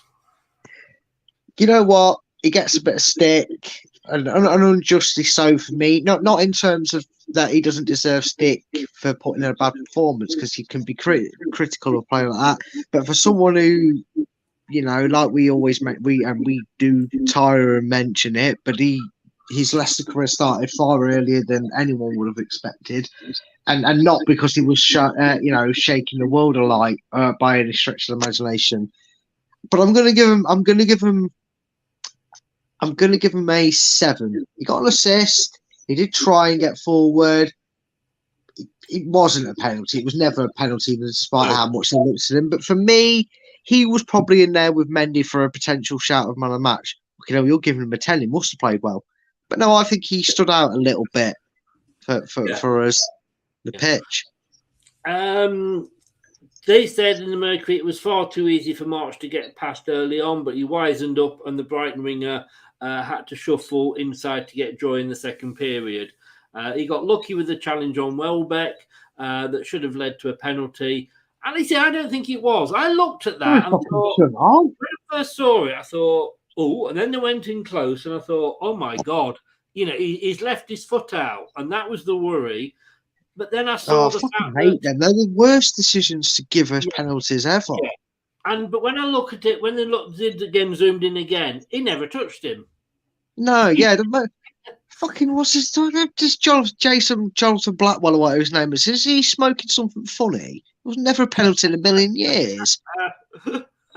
I didn't even go to the game and some of the people already know that it was never a penalty. Yeah. Jason, get your head out your arse of hatred towards us, And mate. we're all saying here, no penalty, and I don't think it was. I don't think it was at all. No, I only saw some of the clips. Never. He got a 5 off the Mercury. Papa Mende. I agree with Alan Bennett. You know, I think he had a very, very assured game. I can only remember, I think, I can only remember one time that I heard him put a pass astray or a little bit of a kill momentum sort of thing, but fairly solid. And if I'm going to give Luke Thomas a 7, I'm going to put Mendy up there as well. It's like I said, a deserved. Well, I say deserved man of the match. He's one of the players I can remember doing something of note. I'm going to real add note on to that because I think he deserves an 8. That's fine, mate. Yeah, that's fair. I think I actually voted for him originally an 8 on the BBC myself. You know, I think I gave him an 8 before they equalised. So, well, Jordan says really good. He does not offer the height and dynamism of Ndidi, but his calmness on the ball is second to none. His ability to make the right pass started plenty of counters for City. No, he isn't the biggest player. What he is. And you could argue that he's not the, doesn't, what's the word I'm looking for? He tackles almost as good as Ndidi. Indeed, he probably edges it with the tackling, but indeed he can't pass wind. You know, and for me, Papa Mende, he was pinging some lovely balls out, and like you said there, starting some counter attacks. I'm not sure whether we're going to disagree on this one or not. Yuri. I thought he got taken off. I honestly thought he got taken off when Maddison came on. Wasn't until Matt Elliott confirmed it for me when he said his name that he was still on the pitch. I'm sick of saying it. Really sick of saying that about Yuri. And look, he looks like he's blowing smoke out of his own arse the way he looks. He looks knackered. He looks like someone who's done 4 days straight of 12-hour shifts and then's been asked to work the weekend because someone's called in sick. It's never through lack of effort in terms of he doesn't play like he doesn't care, because I think he does. I really think he does, and I really think he does try to give 100% every game. But he has a facial expression of him like a worn-out donkey, doesn't he? He looks like someone who's been pushed to the brink, and I don't know what's going on there, but he gets a 4. He gets a 4. Okay, I would have probably, given 4 or 5, but I'll leave it as a 4 or a 5. It's, 6 of 1. I just think it's because he played more of the game than I realised that I dropped him below a 5. I was thinking 5, but I thought, well, actually, for 15 minutes, I thought he was off the pitch, and he turns out he was. He was. Again, Jordan. Jordan's given him a 6. But like he said, his best moments were defensive, and to me, he's not a defensive player. You want to get the best out of Yuri, let him be attacking. That's what he's good at. Dewsbury Hall. Again, a little bit like Yuri, but in the sense of this was one of the very rare occasions where he didn't impact the game the way we're used to. We went through what felt like a complete season. We named the Man of the Match award the Kieran Dewsbury Hall award. We were awarding him that often, and not just us. Leicester City themselves were giving him the Man of the Match award on there as well. So we know just how good he is. That is his first game back. I was a little bit surprised with the way Rodgers was going on about it, that it wasn't Maddison starting and Dewsbury Hall on the bench. I thought it would have been the other way around, but he was given a start. 5. He looked good, disappeared. Looked good, disappeared. So 5. He gets a 5 off Jordan as well. A sloppy pass started the move for Brighton's goal, which yes he did. But 5. Gray is in. Good afternoon, Gray. I don't think you're in early. I'm not sure, but I did apologise at the start. I timed you out in the watch along by mistake, and I didn't mean to do that. Just as I was about to click on somebody, you commented, it moved up and I ended up clicking on you. This guy is worse than Puel. Yeah, I mean, he came in and we're in a worse. We are playing worse than under Puel. That's going to have Puel back, to be honest with you. And cheers, mate. I think I apologised in the watch along, but I don't know how that affects you. Right, so Dennis Pratt. Now, he wasn't on for long, but he looked good when he was on. If I could give if I was rating him on how much I sympathise with him, I would give him a 10. But he wasn't, because of that injury and because of the way we started the game, which was even dire and slower than it usually is for us. He didn't get a chance to impact the game the way he would have liked to, and when he goes off injured, and that chance to keep trying to impress is cut even shorter. Yeah, I don't want to give him something like a 3 because that's harsh because he only played 30 minutes, got injured. So I don't know. I'm going to let you rate him on that one. I'm just going to say I feel for him. I feel sorry for him because it's very difficult to rate a player when we don't play to a way that involves him in the game that much, and B, you then get injured just as we start to raise our tempo and look to attack. Yeah. So if you want to give him a 5, give him a 5. If you want to give him 0, give him 0. If you want to give him a 3, give him a 3. Because I would, if I'm judging it, if I'm being the most uber critical rating ever, I'd give him a 3 because he just didn't get a chance to impact the game. But I'll leave you with his rating for that reason, mate. Well, no, I'm not. I'm not going that high. I'm going to give him a 6. Yeah, all right. Yeah, fair. Yeah. Basically, what Jordan's given him, and he says here, before injury ended his afternoon, he was doing well. He scampered up the right to create City's first chance of the match, linked well with his fellow Belgians, and looked one of the few players who was able to read Brighton's play. He did look good when he was on, and that's, I think, why we groaned when he went off. And I feel so sorry for the guy. Yeah. I think we might agree with this one. Jamie Vardy. Played football, apparently. Allegedly, he was on the pitch. Yeah. And how many touches did he have? He had one shot, didn't he? I don't know how many touches. He had one shot. Yeah, he probably didn't have many more touches. No. Less shots than our left back. Yeah. Again, 3. I'm sure Jason Arslick over there has probably given him a 5 or a 6, but he's a 3. He has given him a 5. He said he was more involved than against Forest and pulled the Brighton centre-backs around with his runs in behind, but very little came of them. And it's that bit, but very little came of them. The guy that made him so good seems to have deserted him. I'm going to agree with you. I don't think he deserves more than that.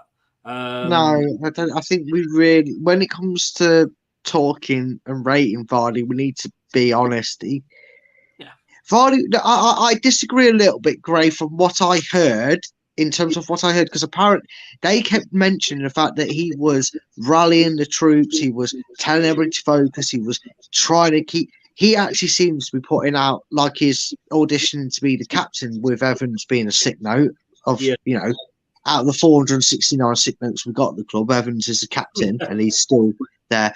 Anyway, but I disagree with that. He looked disinterested. Maybe he did a point so great, mate. You went again. So on what I heard, that sounds a bit like that isn't the case, but you went. And I feel that with some of the players. But we've got to be honest with Vardy. You can't keep saying service, because Jamie Vardy found a way to get 15 to 20 goals without service given to him, because that was always his reasoning. So what's wrong with this Jamie Vardy? He's missed chances. Fulham game, for example, that the old Jamie Vardy would have scored. Newcastle on the Carabao Cup. Sorry? Newcastle on the Carabao Cup. He had 2 chances, didn't he? Yes, yeah. And then you got, you could say the same about Harvey Barnes, to be fair. He missed 2 sitters. The other day, was it against Forest? He missed 2 sitters. But again, the confidence is so low. If only we had a manager that was known as a good coach and man manager that could build the confidence up. I know, right? If only that was such a thing. Yeah. To be honest with you, but I agree. It's yeah. Well, we've discussed him, haven't we? We discussed him. Yeah. You say, yeah, Gray. He needs to get more involved. He needs. Don't get. I can say we've got to get. You said it exactly right. Exactly right, Brad. We have to get over this. God, it's Jamie Vardy sort of attitude. I can say if he walked in now. Yeah, I would bend over and have his children. If Ranieri walked in, I would bend over and have his children for what he's done. But I wouldn't want him back at the club, And it comes to them all. But yeah, no, I'm going to agree with you there. Harvey Barnes. You know what? For all the stick he's taken this season, and all the stick he's taken since. Well, probably since about the third week of being back off his loan from West Brom, it seems like we were so happy to get him back, and then all of a sudden, because he wasn't scoring 47 goals in 3 games, he was the cheapest thing we've ever had for our academy. I'm giving him an 8 today. He got in positions. I think he had the first shot that was blocked that led to the goal that Albrighton scored. I think he had a shot, and then Tillemans, and then it was Albrighton who eventually scored. He scored the goal that was so close to nicking 3 points until the defence played musical statues in the 87th minute. But we don't talk about that on the show. We get in trouble. I will not speak. I will be in trouble if I speak. To give my best Jose Mourinho there. I think he deserves an 8. Creative, maybe, just maybe, from the activity I've seen of him when he's in the box and in striker-like positions, just maybe we fucked up thinking he was a winger. Yeah. Just maybe. I don't think we have.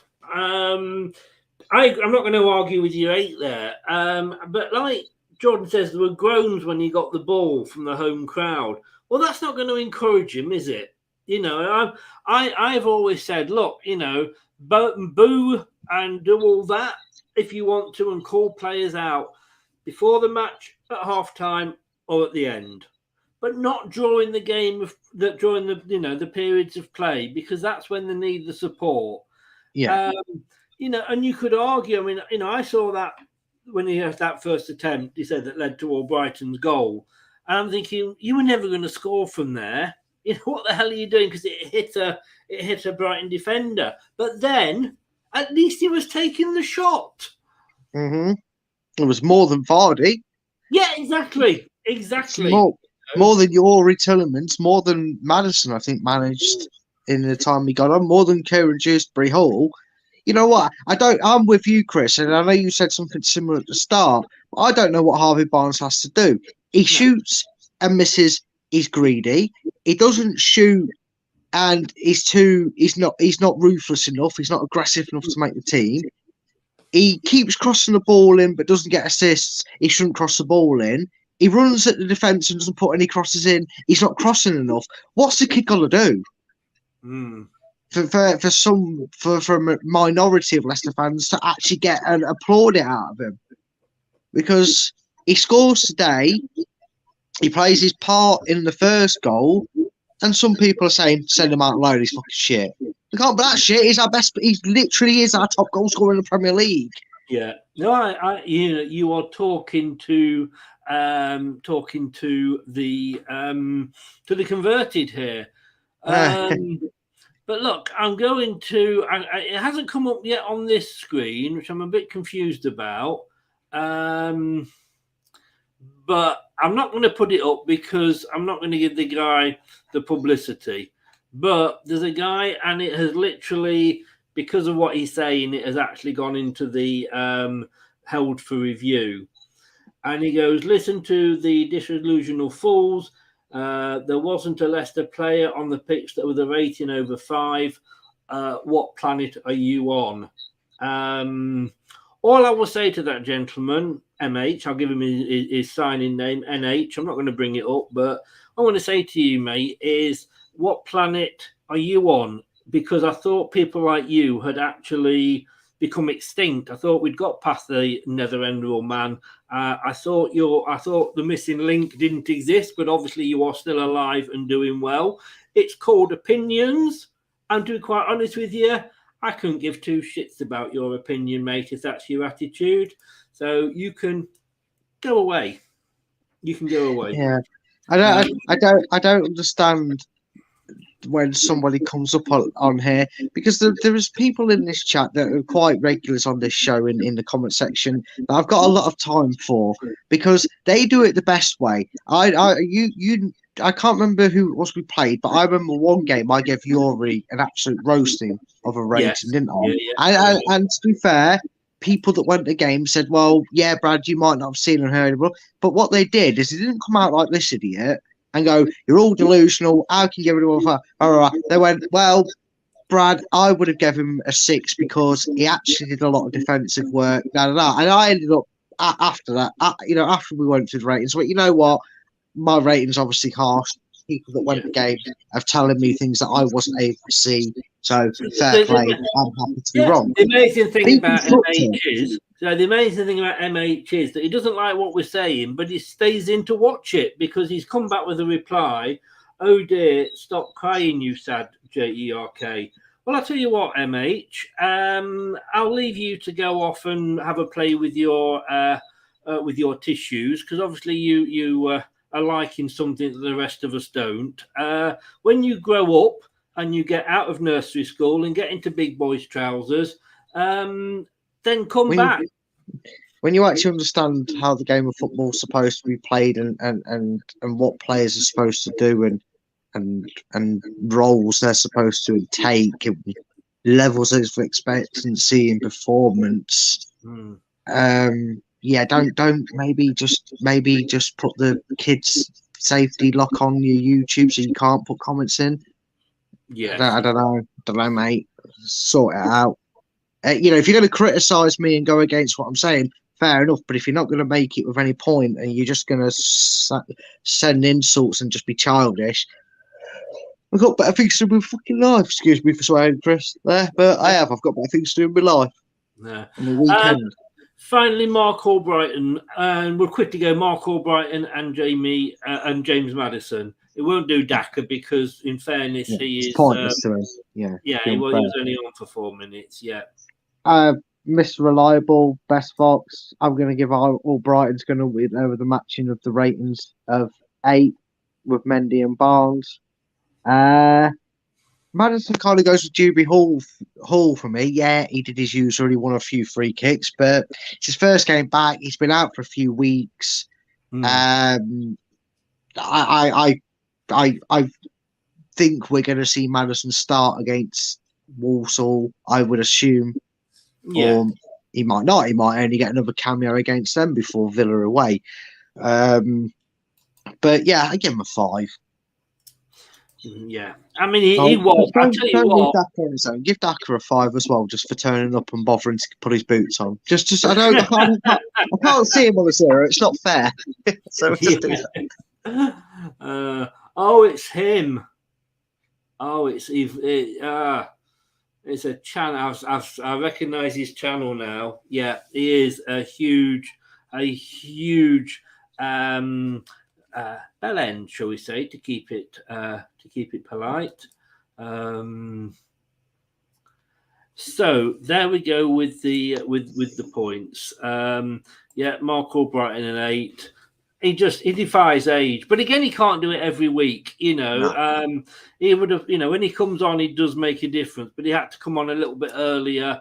Because it's interesting that Rodgers didn't want to risk bringing Maddison on that early, but I understand that. I totally understand that. Yeah.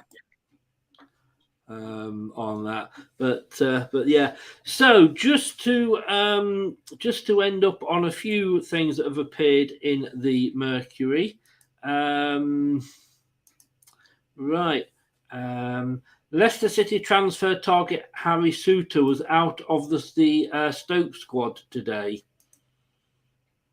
Did it say why? Been left out of Stoke, still left out of the whole squad. Well, We've made 2 bids for him.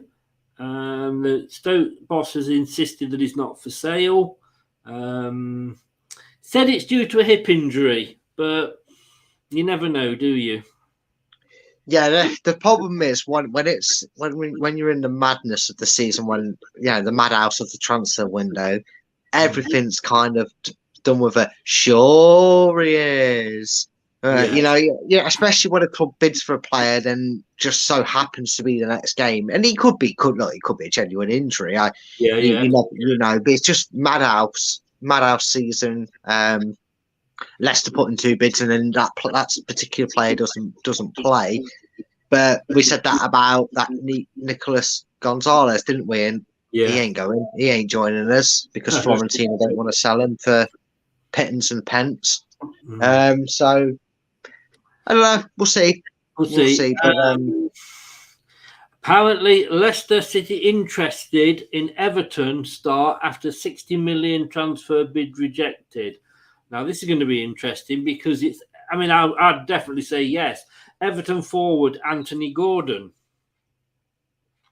Leicester City reported one of several clubs to be targeting a move for Everton winger Anthony Gordon. The Foxes announced their first signing German winger, blah, blah, blah.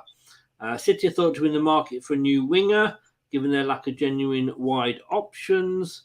The 21-year-old enjoyed a promising start to the season. However, he has since scored only 1 goal in his last 11 appearances. It has been reported by 90 Minutes that Everton are now considering approaches for one of their prized assets. Well, that's about as believable as a Roald Dahl story being real, isn't it? You know what I mean? 60 million. I mean, that's out of our 60 million. That Leicester will not have that money, and even if they did, they're not going to pay. They're not going to pay £59 million more than he should be valued at. It's Anthony Gordon. Where's his 60 million come from? Is that English and Premier League tax? Because you've just told me he scored 1 goal in 12 appearances. Yes, yeah. That's Damari Gray's levels of success. In fairness, he was the subject of a 60 million bid in the summer.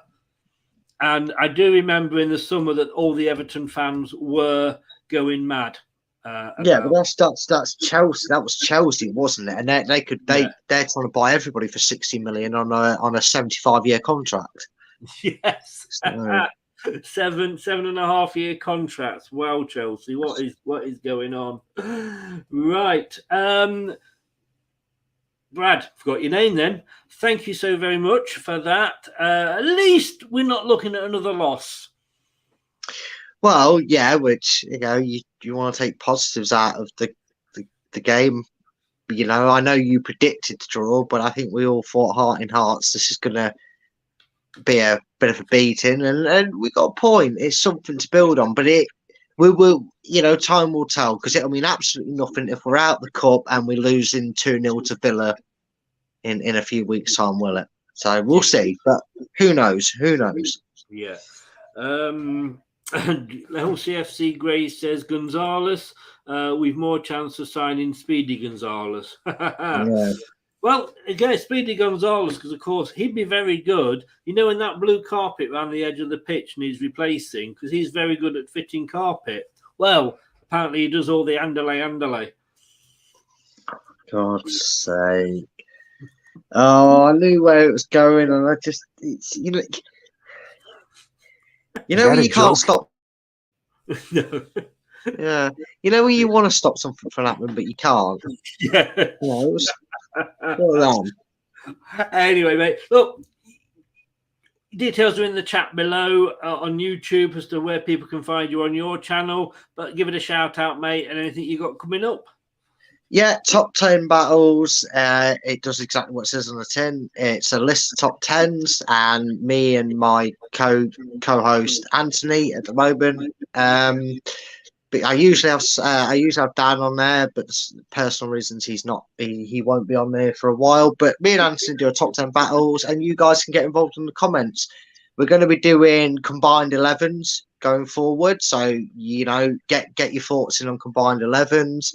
I've got Doug coming on for from the Dugout Football channel He's coming on to take on my quiz that I'm doing, a Football 10 special quiz. So yeah, check me out on YouTube. Follow the link in the description. Thank you, Chris, for doing that for me. And follow my Twitter at Full-Time Focus if you want to know more. Brilliant. LCFC Gray says that's an old one, Chris, but then I am an old one. So what? Well, you said it, not me. Well, why not? Okay. Thanks very much, mate. Hey, Walsall next Saturday. Fingers crossed we can actually win that one. Yeah. We'll see. I'm not confident. All right, mate. mate. At a point, it's more than we're being. It's the first point of the new year, so I really am trying to grasp straws here. Yeah, them straws are so. See you later, mate. Because them straws you're grasping at are slowly shrinking, aren't they? They are. Like when you've got on straws and you pick one out and it's a short one. That's me. I'll see you on Friday for the question time show. Probably speak to you before then, mate. Take care. All the best. Yeah. Oh, quick question for you. I think I've solved it. But are we doing a prediction show on the Tuesday, or are we missing it because of the FA Cup? We will be missing it because of the FA Cup. Okay. I was just making sure because I think I'm doing the quiz with Doug on Monday, but I was like, I'll just making sure because I forgot I hadn't actually confirmed it with you that. Because I'm not with you on Monday, am I? Because you've got Anthony on. Yeah, you're not with me on Monday. We would be doing a prediction show on the Tuesday. That's the normal night for it now, unless we're playing obviously on the Tuesday. But because it's the FA Cup, then there's no, there's no prediction show. So and then on the Friday, we will have another question time. Yeah, I look forward to that. You know what?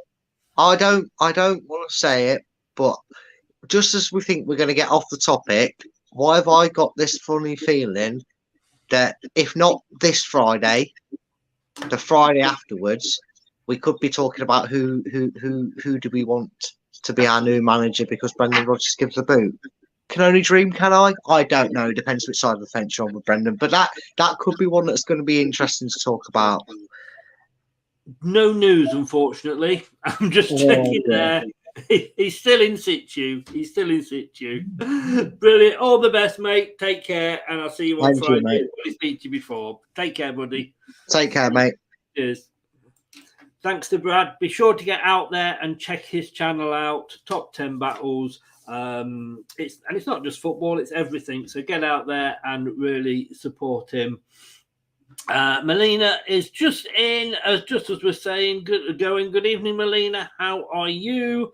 Let us have. Let me just tell you this. And then I'm going to have to go and block that idiot that was in earlier. But this. Coming up next on Leicester Till I Die TV.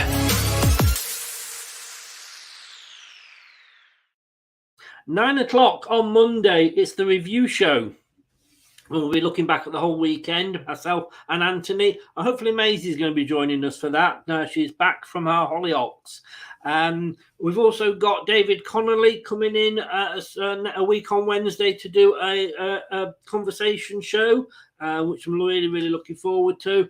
And Russell Osman as well, plus another surprise guest as well. Yep, see you Monday, mate.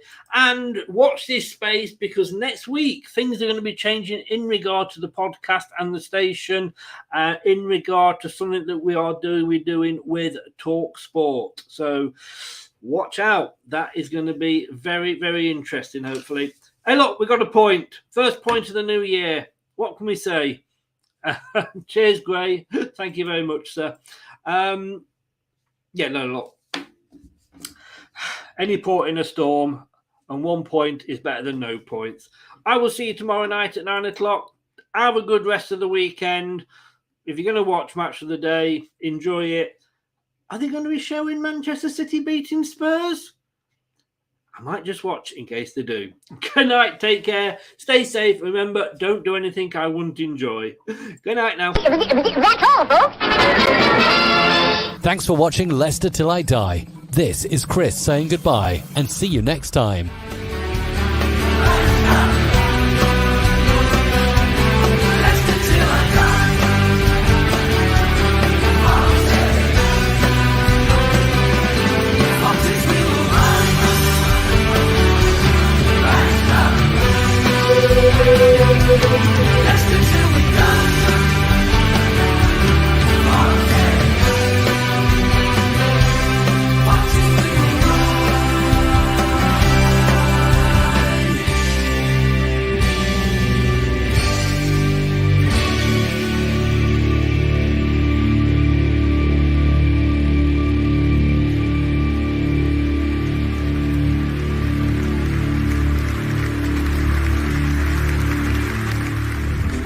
Thanks for watching. These videos are tremendous. You better like them too, or I'll be back. Leicester Till I Die TV